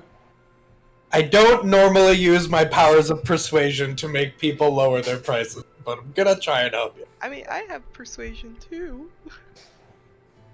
Can what you? Murdoch does. You Can- just can kind you of roll- offended the hell out of her, though. We can try it together. What Murdoch is going to suggest, what Murdoch's going to say, is that would be. You don't know how actually wonderful that would be. She says that we could find someone where we're going, but the fact is we're just on such a tight schedule. We're going to essentially a. You can see that we're all kind of fairly well armed. We're going to a weapons showcase in Waterdeep. I show my very fancy +2 sword. So, actually, I think it would be a great idea that you should do that. You should put your seal on it. And that way when we go there we can tell everybody who worked on it. And it would be very nice to have two. I'm gonna just say she's very well known in Waterdeep as well. Your work in her hands.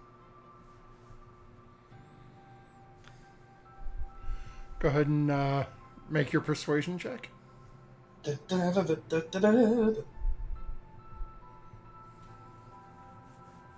29. 21.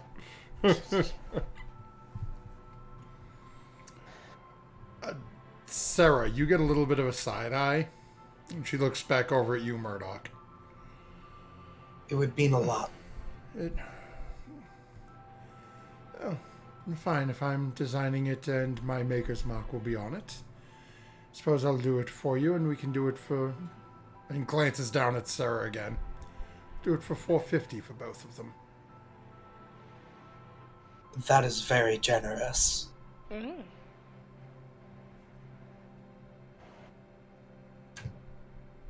I say yes. Yes.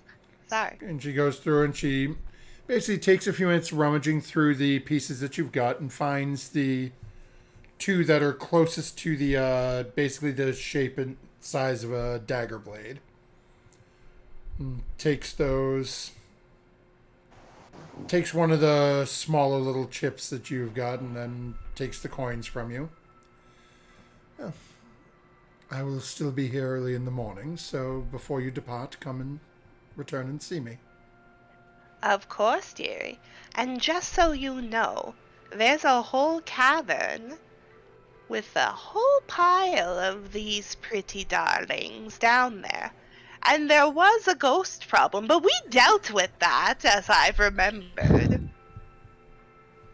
So just a little something for you to up your clientele, perhaps. She leans down towards you a little bit and where would this cavern be? Do you happen to have a map on you? No. Oh. Well, it's underground. I'm not good with directions. Feria, help! You're the one with the information. You lived in trees. You're better with directions. Oh, I'm very good with directions, but you're the one with the information about this fantastic pile. I know, but out of character, I forgot.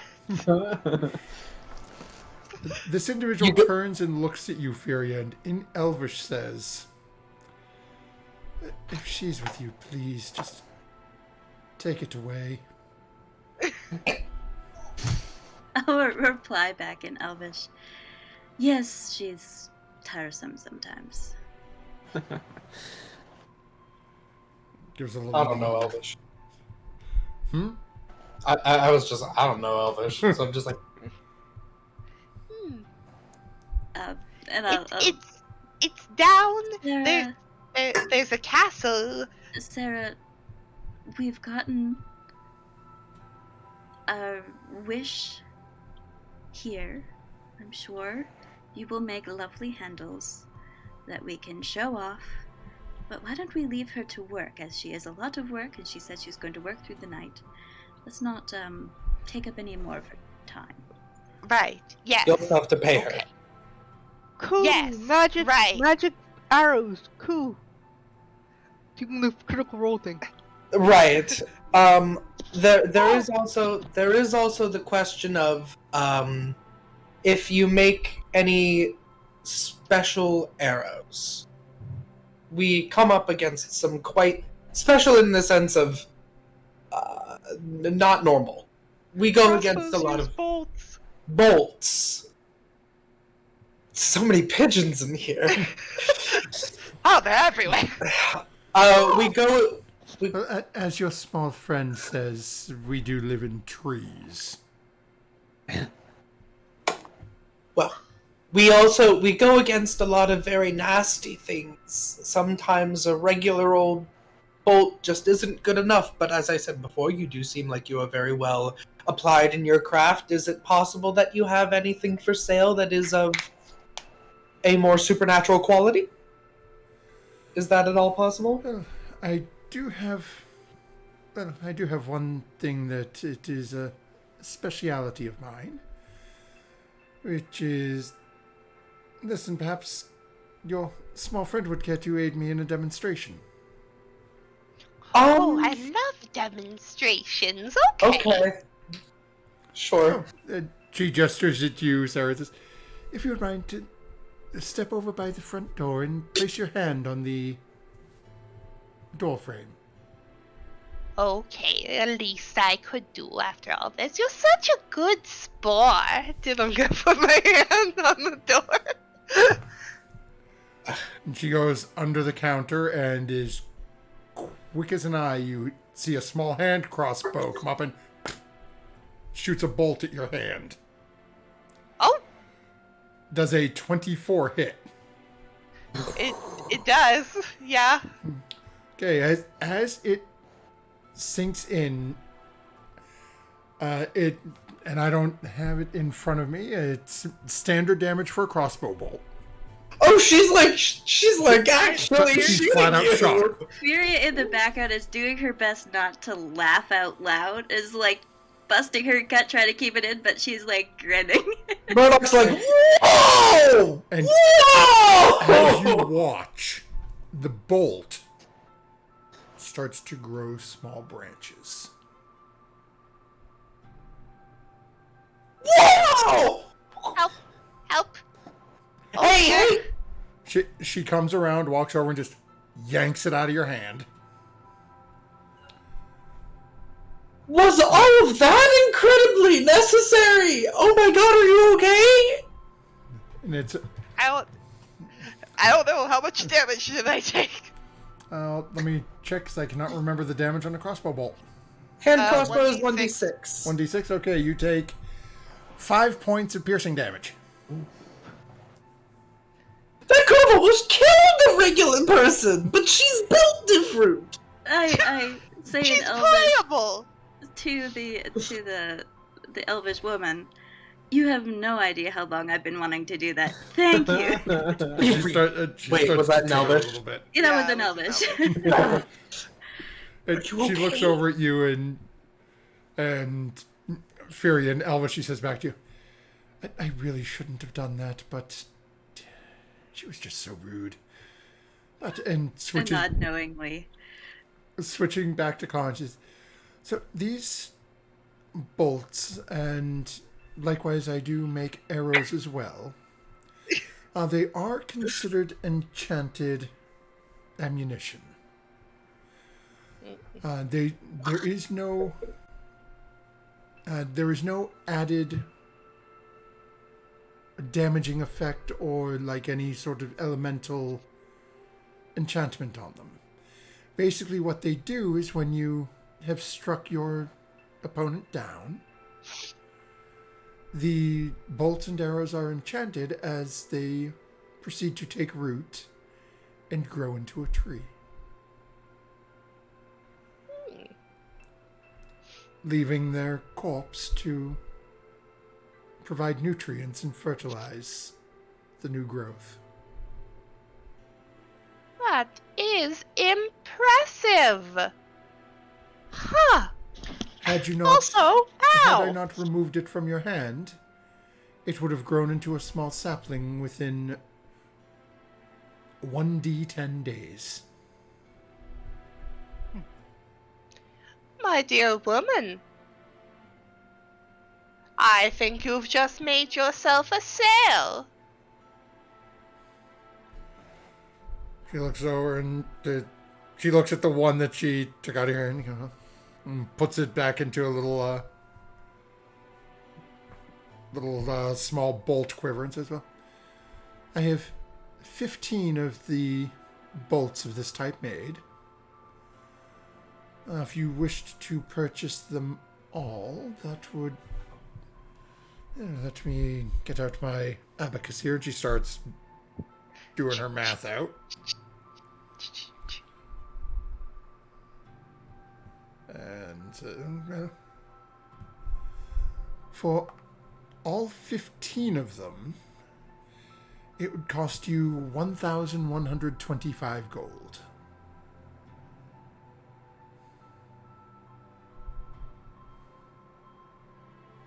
Varia, you have the pit. Yes. How much for some arrows? And I tap my longbow on my back. Oh, you have that, right. So the cost would be the same, and she goes over and looks at it, and as he goes down, pulls out and is counting out on the arrows. For the arrows, I have 13 arrows currently. That would be an additional 975. Let's see, we said 1,125 and 975. She'd be looking at 2,100 gold in total if you wanted all of them.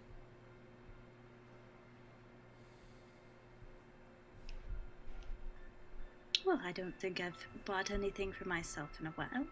I think I'll take those 13 arrows. And I'll start digging through my bag of holding and counting out the 975 gold. Oh, okay. So she hands you over the 13 arrows. She looks down at you, Sarah. Stuff them in my quiver. And you, little one, did you want the bolts as well? Yes. Okay, so that will be 1,125 gold.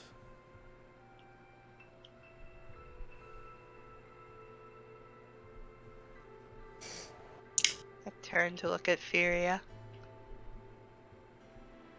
I look at you back. You have the money. I have money, yes. Don't you have money? We all kept it in the pit, Furia. But I don't have room for digging out a whole pit here. How much do you have?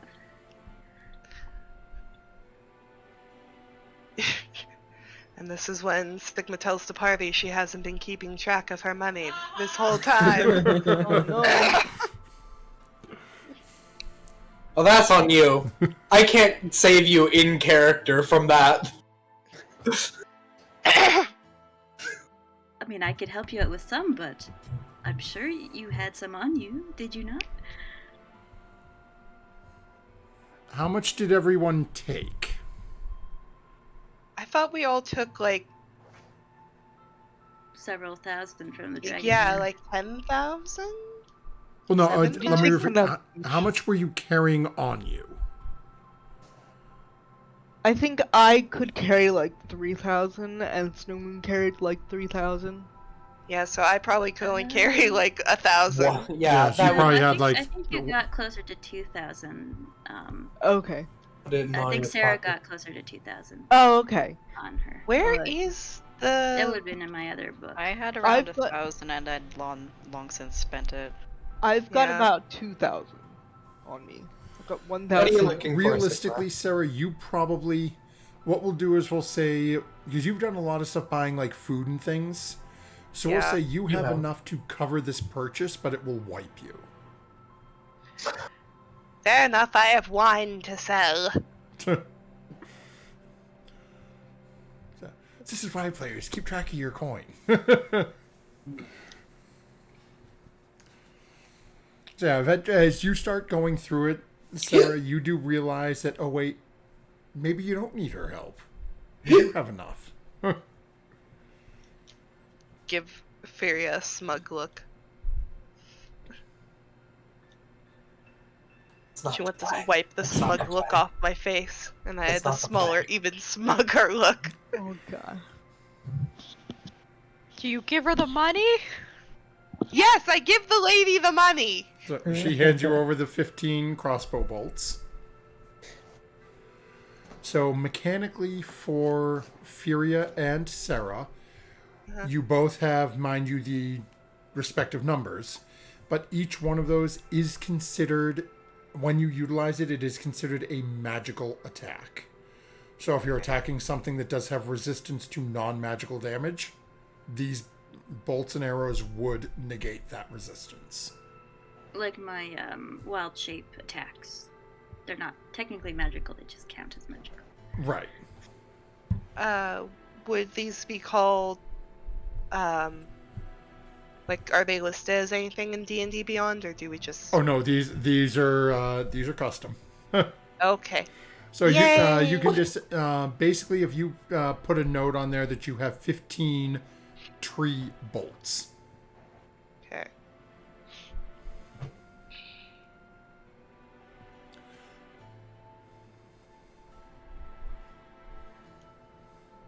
Does Rose have a magical weapon? I have a gear blade, but I don't think that was magical. Yeah, I think we all have magical weapons but Rose. Warhammer. Yeah, I technically have Yeah, a oh yeah, magical longsword, well we have to Yeah. cover her. but most of my other stuff is That's not the magical, Warhammer. Okay. other than my wild shape. Sorry, I had something stuck in my throat there. Oh! So as the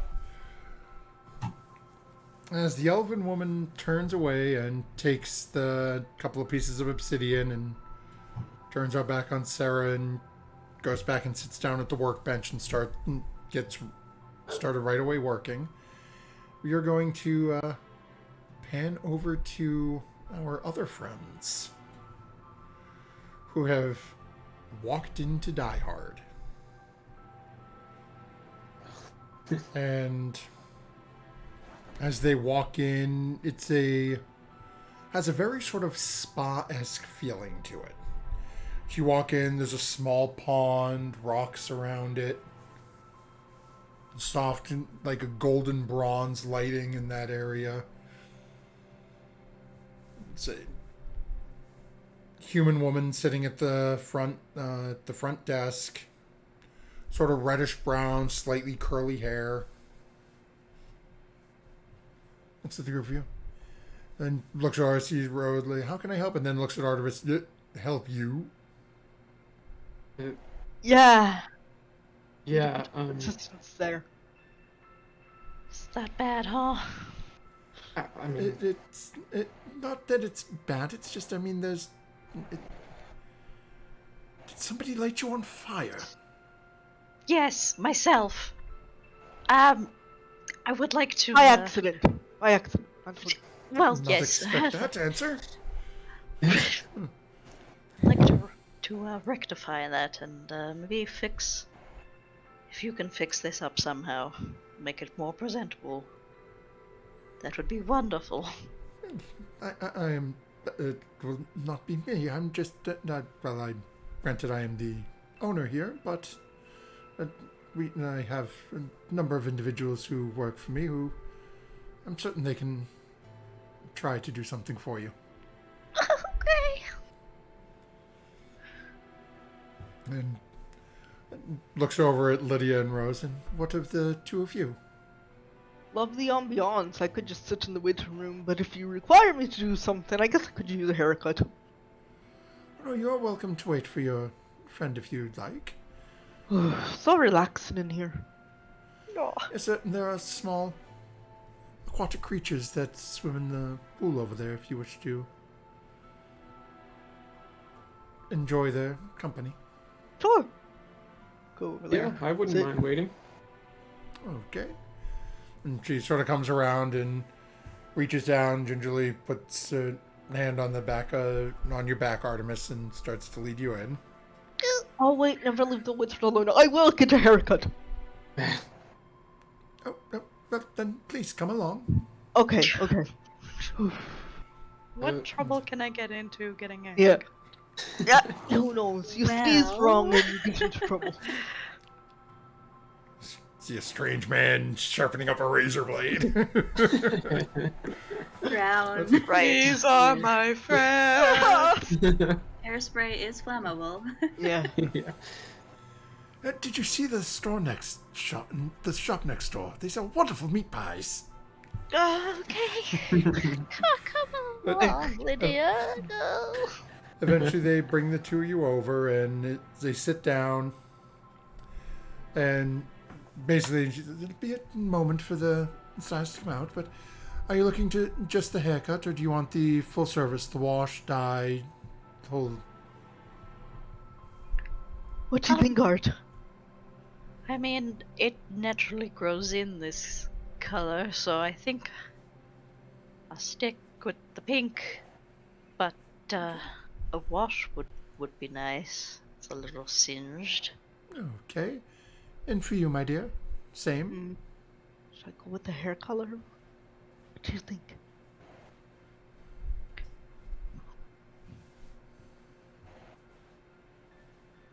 They're kind of like staring at Lydia.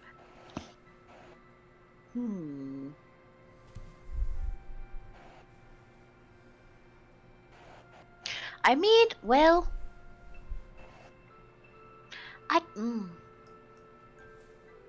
lots of people are dyeing their hair like a platinum blonde or to like a silvery sort of. It's very ethereal, very underdark. But I don't know if that would make you feel like you looked older or. Sure. I am not. I don't know. Let's go with that. I want a wash and then Like silver hair. Lydia's keeper, I don't know. Okay, But I trust you. well, for the two of you, it'll be a total of 6 gold for everything. Sure. I'll take my pouch out and for 6 gold. Okay. Oh, okay, thank you. So Sure. when she walks away, and eventually each of you comes over, Zaz comes over to each of you, and basically they've got you in the whole thing. Chair reclines back. They give you the shampoo, Nice. conditioner, the whole service. It is wonderfully relaxing as it's sort of massaging your head through the whole thing. Do we get cucumbers on our eyes? Sure, why not? Yes. They bring, as you're going through this, Rose, the one in front, brings over a small glass of something for you, and here, would you like a beverage? Oh, yeah, sure, thanks. And hands you in. It's a very sort of dainty little glass. Oh, This is get it? a wonderful wine from Shiolwyn. She owns the woodworker's shop a few doors down. And she just downs it in one.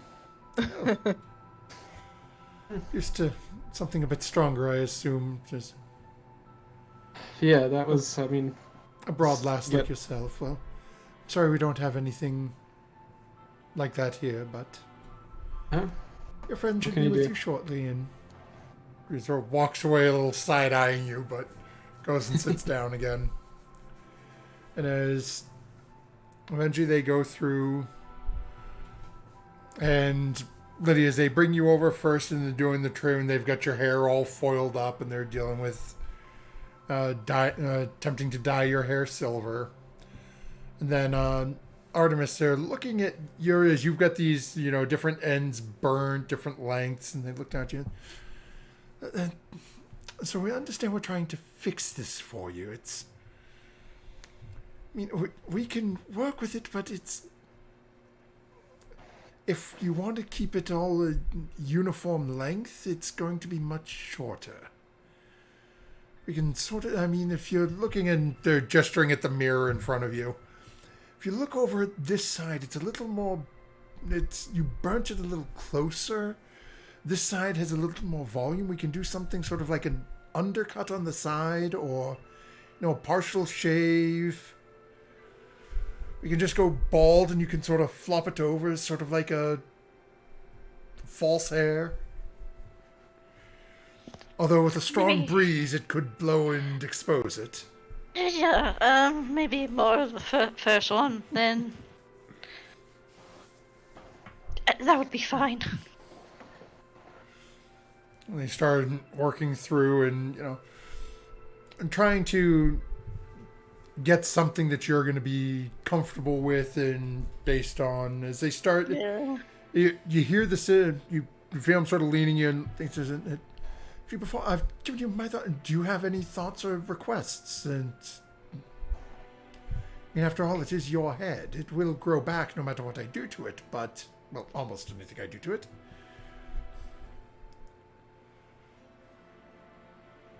Certainly you've heard the tales. It is possible to take the hair by the root, in which case no hair will ever grow back. No, I would prefer it if my hair grew back. I just, in the interim, this is my first official haircut. I've rather had some unfortunate run-ins with fire on a couple different occasions, and this is the result. I just want to feel A good haircut better. is necessary as part of your proper hair care. Has no one ever spoke to you of this before? I mean, tell me you are cream rinsing, at least.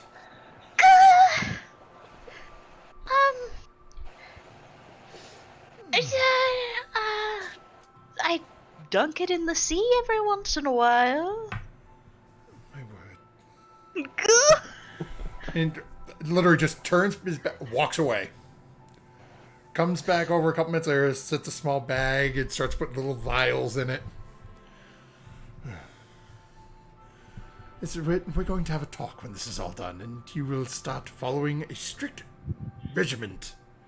Okay. And starts going through and taking care of styling, cutting and styling your hair, and as Lydia's going through and they're getting Lydia's hair all dyed, all done with the dyeing. Eventually, the two of you get finished up, and basically, you, Art, they didn't like completely shear you. You had hair left that wasn't scorched. Yeah. But you have it much shorter on one side, with, again, the other side is much longer. But it is now at a point where you can Like sort your of style. real hair. Basically. Yeah. Gee, DM who has no clue about hair care. Wonder where you got that idea from. Lydia, as they take all the foils and everything off of your hair, you now have, it is literally like a silver gray color. Ooh. And at first, from unbeknownst to you, as you're looking in the mirror and assuming you like the color, that you're and assuming you're happy with the look, as Rose, as you're looking and you can see your friends, you can see how Art's, get all, no more burnt ends, everything's, trimmed up and styled properly. Looking at the back, Lydia does look a little bit older with this silver, this silver gray hair. Oh, by my beard. It looks pretty good. I mean, you look like new people, and Lydia, it's a big change. Thank you, Rose. You should have gotten something done. I mean, I just like to keep it simple. Okay. Excellent. And she Well, said, Lily, I think you look beautiful. as the group of you start to leave the establishment, we are going to pan back over to the other three. What would you have been doing, as you guys were probably in there for about 20-25 minutes in talking at the woodworker's shop. So they would be in getting their stuff done for over an hour. So what would the three of you have done in the meantime? Would you have joined? Would you have wandered off? Would you have shot Sarah in the hand?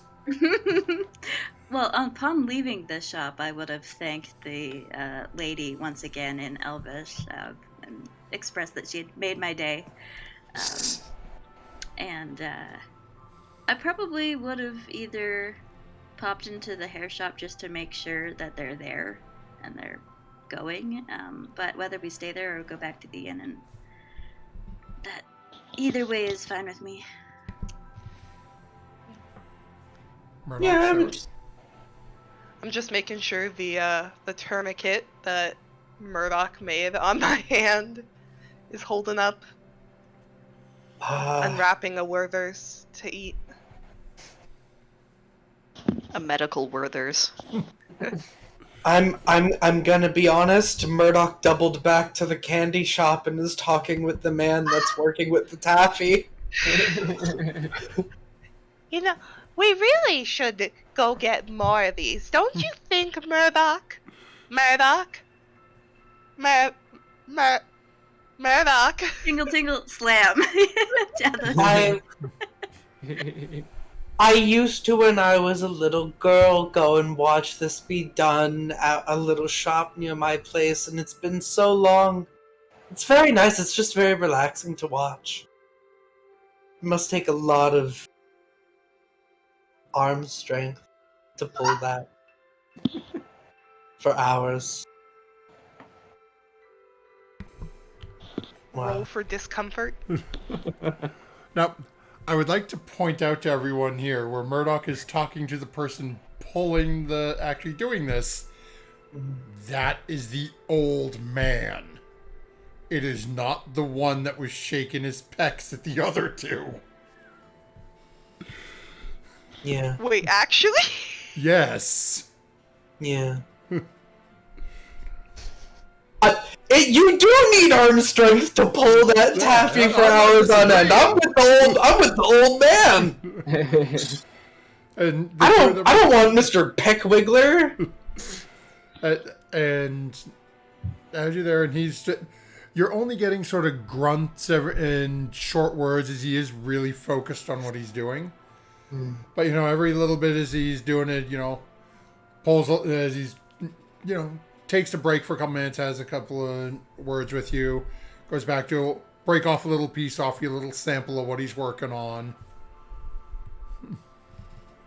So Mac, it seems that he's enjoying talking to someone who's just interested in it. As the entire time you've been in there, the other guy hasn't stepped by, hasn't checked on anything. He's just sort of doing his own thing. Mm-hmm. Yeah, eventually as Murdoch has disappeared on the rest of you, Fury, as you poke your head in, yeah, you would see, this point you see Rose looking down, seeing the fish. You look over, you can see the other two sitting in the back.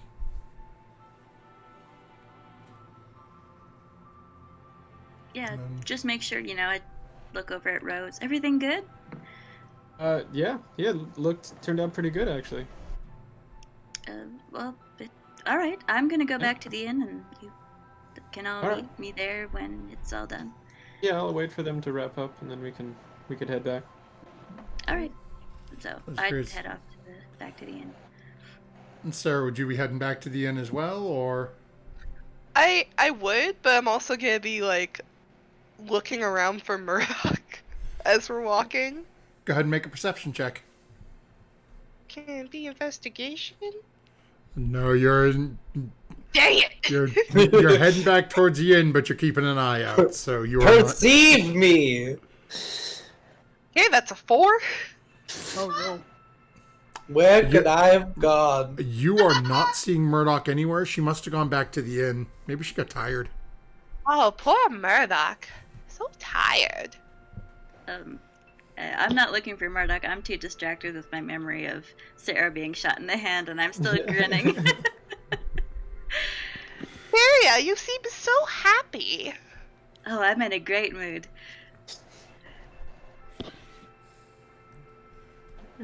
Eventually, the two of you make it back to the inn. Alone. You arrive. There's the table you guys have been sitting at is still empty. You don't see Murdoch anywhere in here.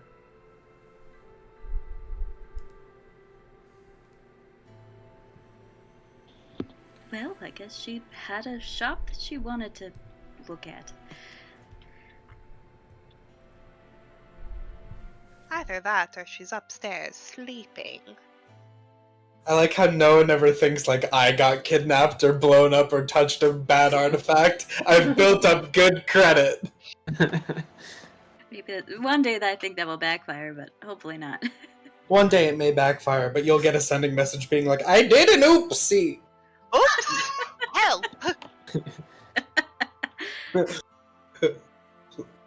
I'm sure she's fine. I have a spell that I want to look into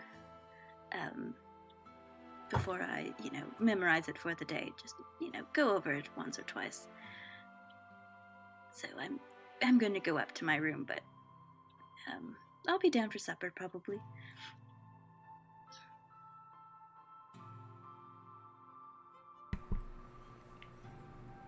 Okay. I'm okay. We'll see you for supper. I'm gonna go out and find Murdoch again. Okay. Go ahead this time and make an investigation check. Because now you are actively searching for Murdoch. 18. Oh, okay. So as you start heading back out, we're going to pan back to our other intrepid trio. As Artemis and Lydia have now completed their transformations. And sort of been brought back out front. Artemis, the entire time that you're being walked out front by the individuals working on your hair. Now, this bottle is referred to as shampoo. You use this a couple of times a week. This bottle is conditioner. You need to use this daily. This is a cream rinse. Why do I need that? I'll be honest, I'm not sure myself, but the woman up front tells me to sell it, so... But I'm not selling this to you, I'm giving these all to you. Because you just Thank need you. to... fix it. I'm sorry. I will. And hand you the Thank little you. bag.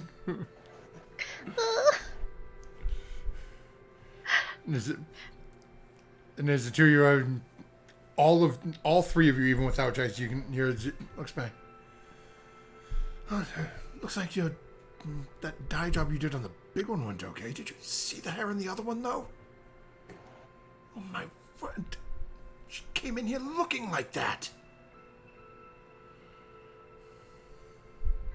I'm just like quietly just like Okay. I'll put a big hand on Art's shoulder and like that's okay. We're just gonna head out now. Oh, okay. Alright. Who Look lights at- their hair on fire? I mean, really? You look great. I'll yell back. Hey, we said it was an accident when we came in, alright? Just take it easy. I don't know if that makes it better.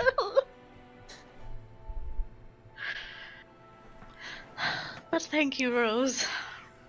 The one who had been talking, Rose, just sort of looks back and gives you a little... Oh, I'll just kind of return the same thing, just like this. Eventually, the woman at the front desk looks over at you, Art, and just... I'm apologize for that. They can be a little touchy. That's... that... Are you satisfied with the way your hair came out? Yes, quite.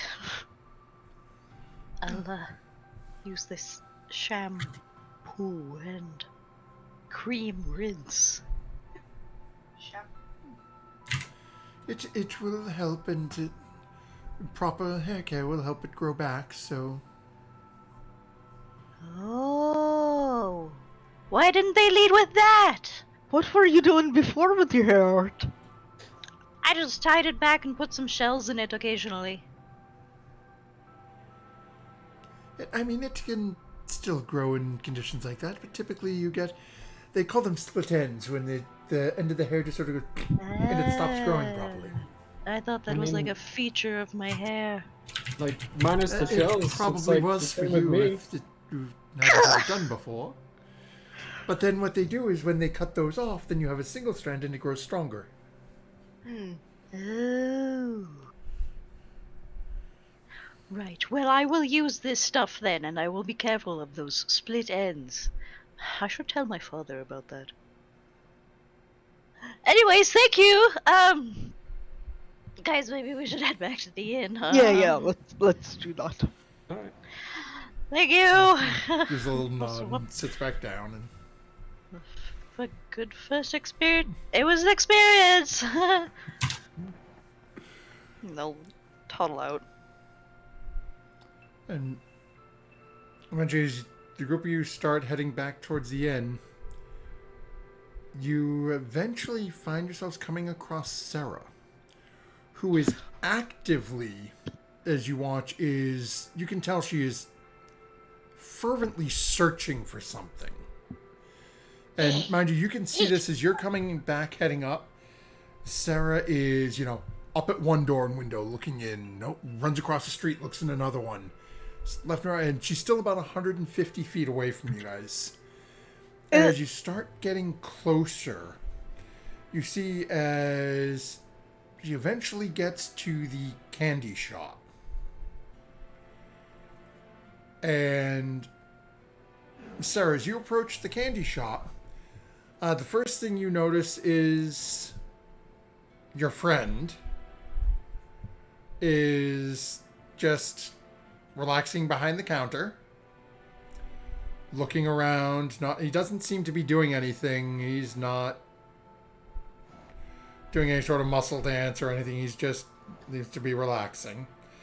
But then you notice behind him, the old man who is pulling the taffy is still working the candy, but he's turning and having a conversation. After a moment, you watch as he pulls it, breaks off a piece, turns and hands it.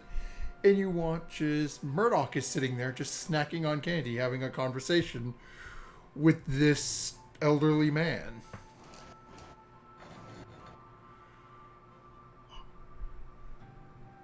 I want to say I'm shocked, but I'm not. I'm gonna walk into the candy shop. Be like, Murdoch, there you are. Oh! Sorry, it's just one of my... Hi! Yes! Did you need me?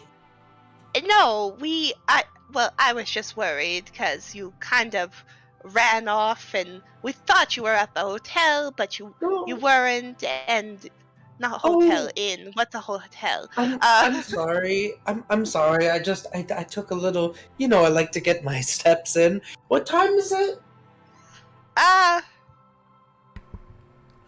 Probably about an Looks at the hour sky. and a half before evening meal. Oh my gosh! Well, the sun has gone down, Murdoch. It really. Time flies when you're having good conversation, and it helps when you have sweets. It does.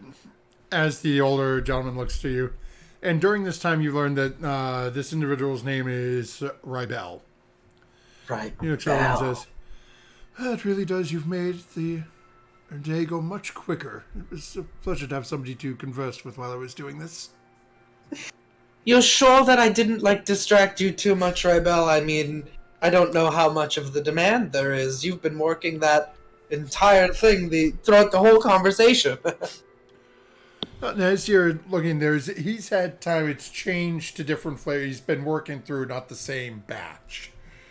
He's like, we go through a decent amount, but we had some crazy who bought 2 pounds of the stuff earlier.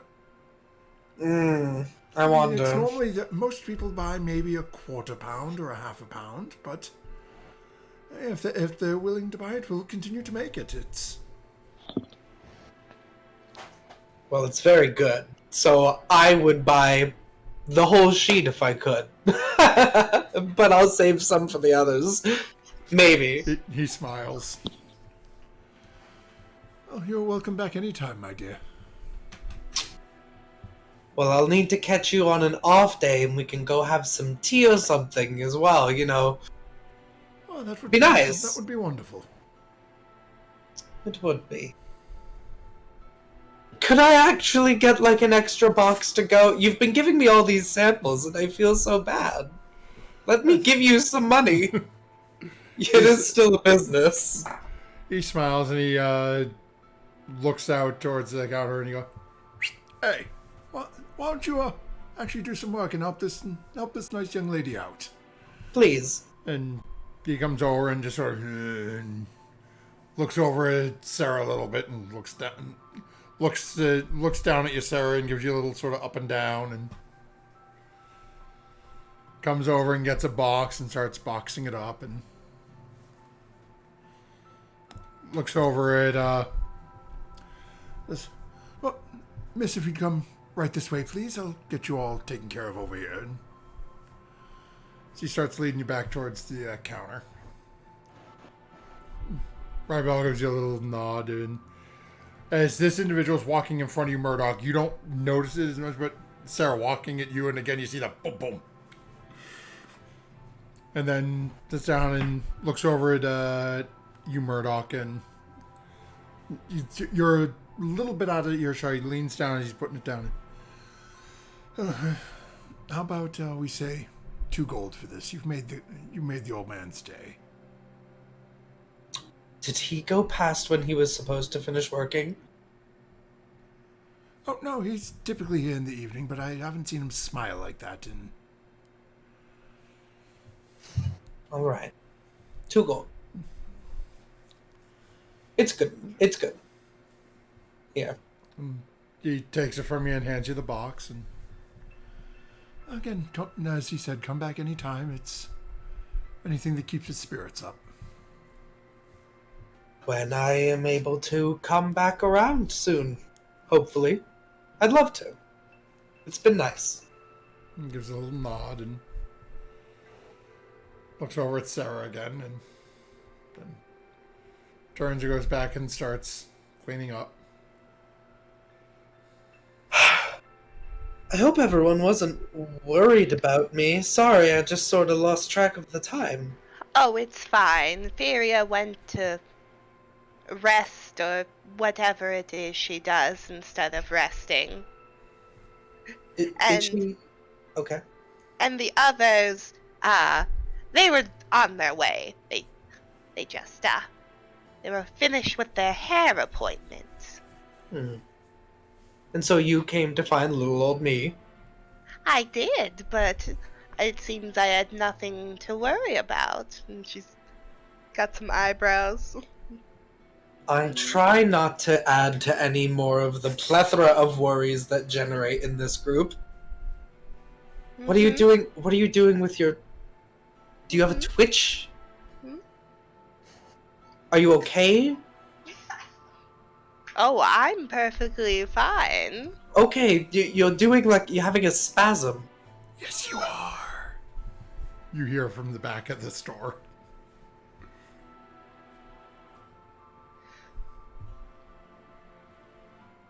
Would you like to walk back? I'm fine with walking you back, but it seems you have a gentleman suitor that perhaps could walk you back instead. He's had a very long day of work. He probably needs to get all cleaned up. He doesn't know where I'm staying. I mean... I'm not hearing you're not interested. We're leaving in the morning. You're not going to... Stop with this... Okay, Rebel? Yes. If you are... I didn't notice that it was getting so late. If you are done with work for the day, would you like to walk me back to my inn? I am sorry, my dear. There's still much cleaning up to be done. If Exactly. If you're in need of an escort, I'm sure... And he looks over at you and... No. I'm fine. I'm fine. Oh, you've got to embarrass myself. Let's just go. Now he knows you're interested. It's fine. It's fine. I am not a little schoolgirl. I You're am a blushing like full-grown. one. I'm cold-blooded. Let's go. Let's go. Let's We're get going, out of we're here. going. Bye. Oh. As he's grinning, and both of you go ahead and make a perception check. Okay. 15. Not one. Okay. Murdoch, you notice that Rybel does seem a little flush. And you would also notice that the giant man who has been flexing his pectorals all over the place, Yeah. his eyes have not left Sarah the entire time.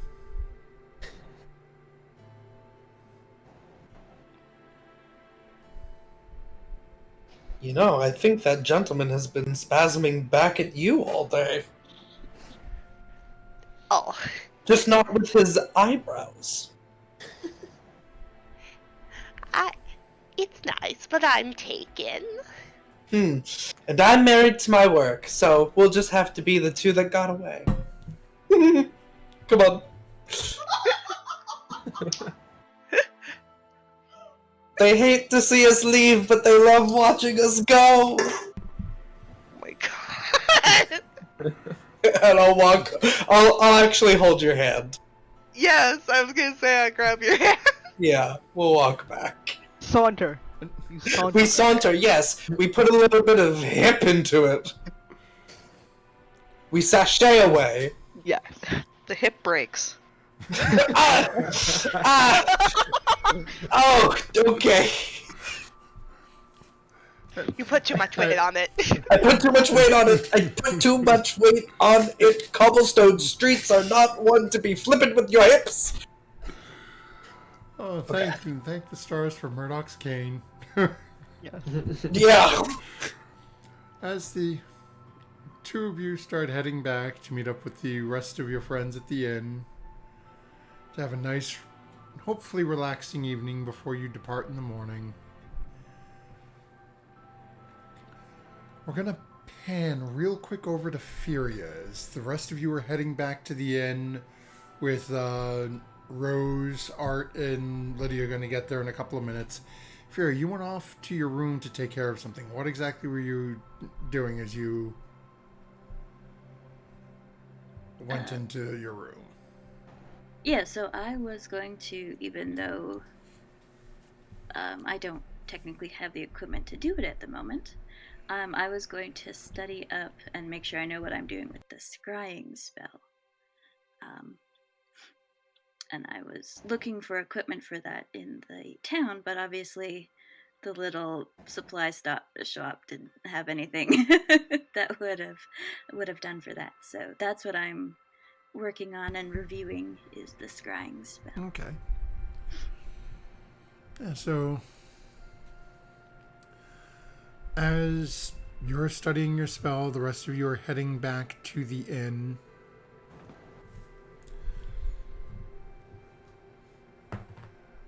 Everyone's preparing for a nice, pleasant evening.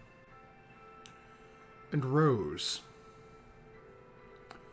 all of a sudden you hear a voice.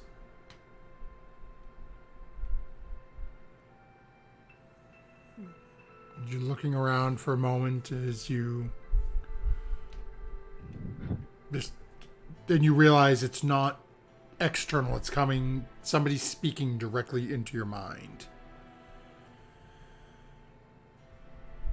You know, there's a lot of good money in it if you turn that one in. They're paying 15,000 gold. The bounty's gone up.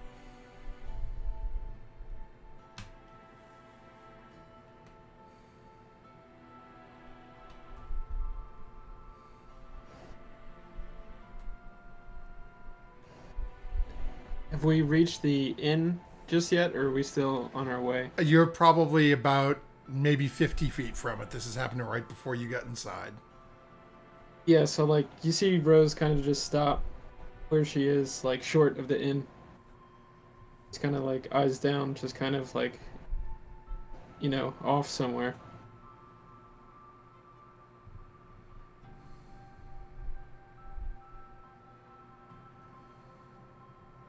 She kind of just like snaps back and then, You okay there, lads? yeah, I just, I thought I heard something, but Nope. never mind. Alright. And she'll start to just catch up with the rest of you. As you make your way into the inn, that's where we'll call an end to tonight's session. Cool. As Artemis has gotten their hair fixed and Lydia has dyed hers as well. And you guys now have a plan to get back to Daggerford, leaving in the morning. Furia had her day made. Definitely. And some new cool arrows. Yep. Sarah has plans to obtain some new daggers in the morning. A wounded hand. And apparently her and Murdoch are, just breaking hearts.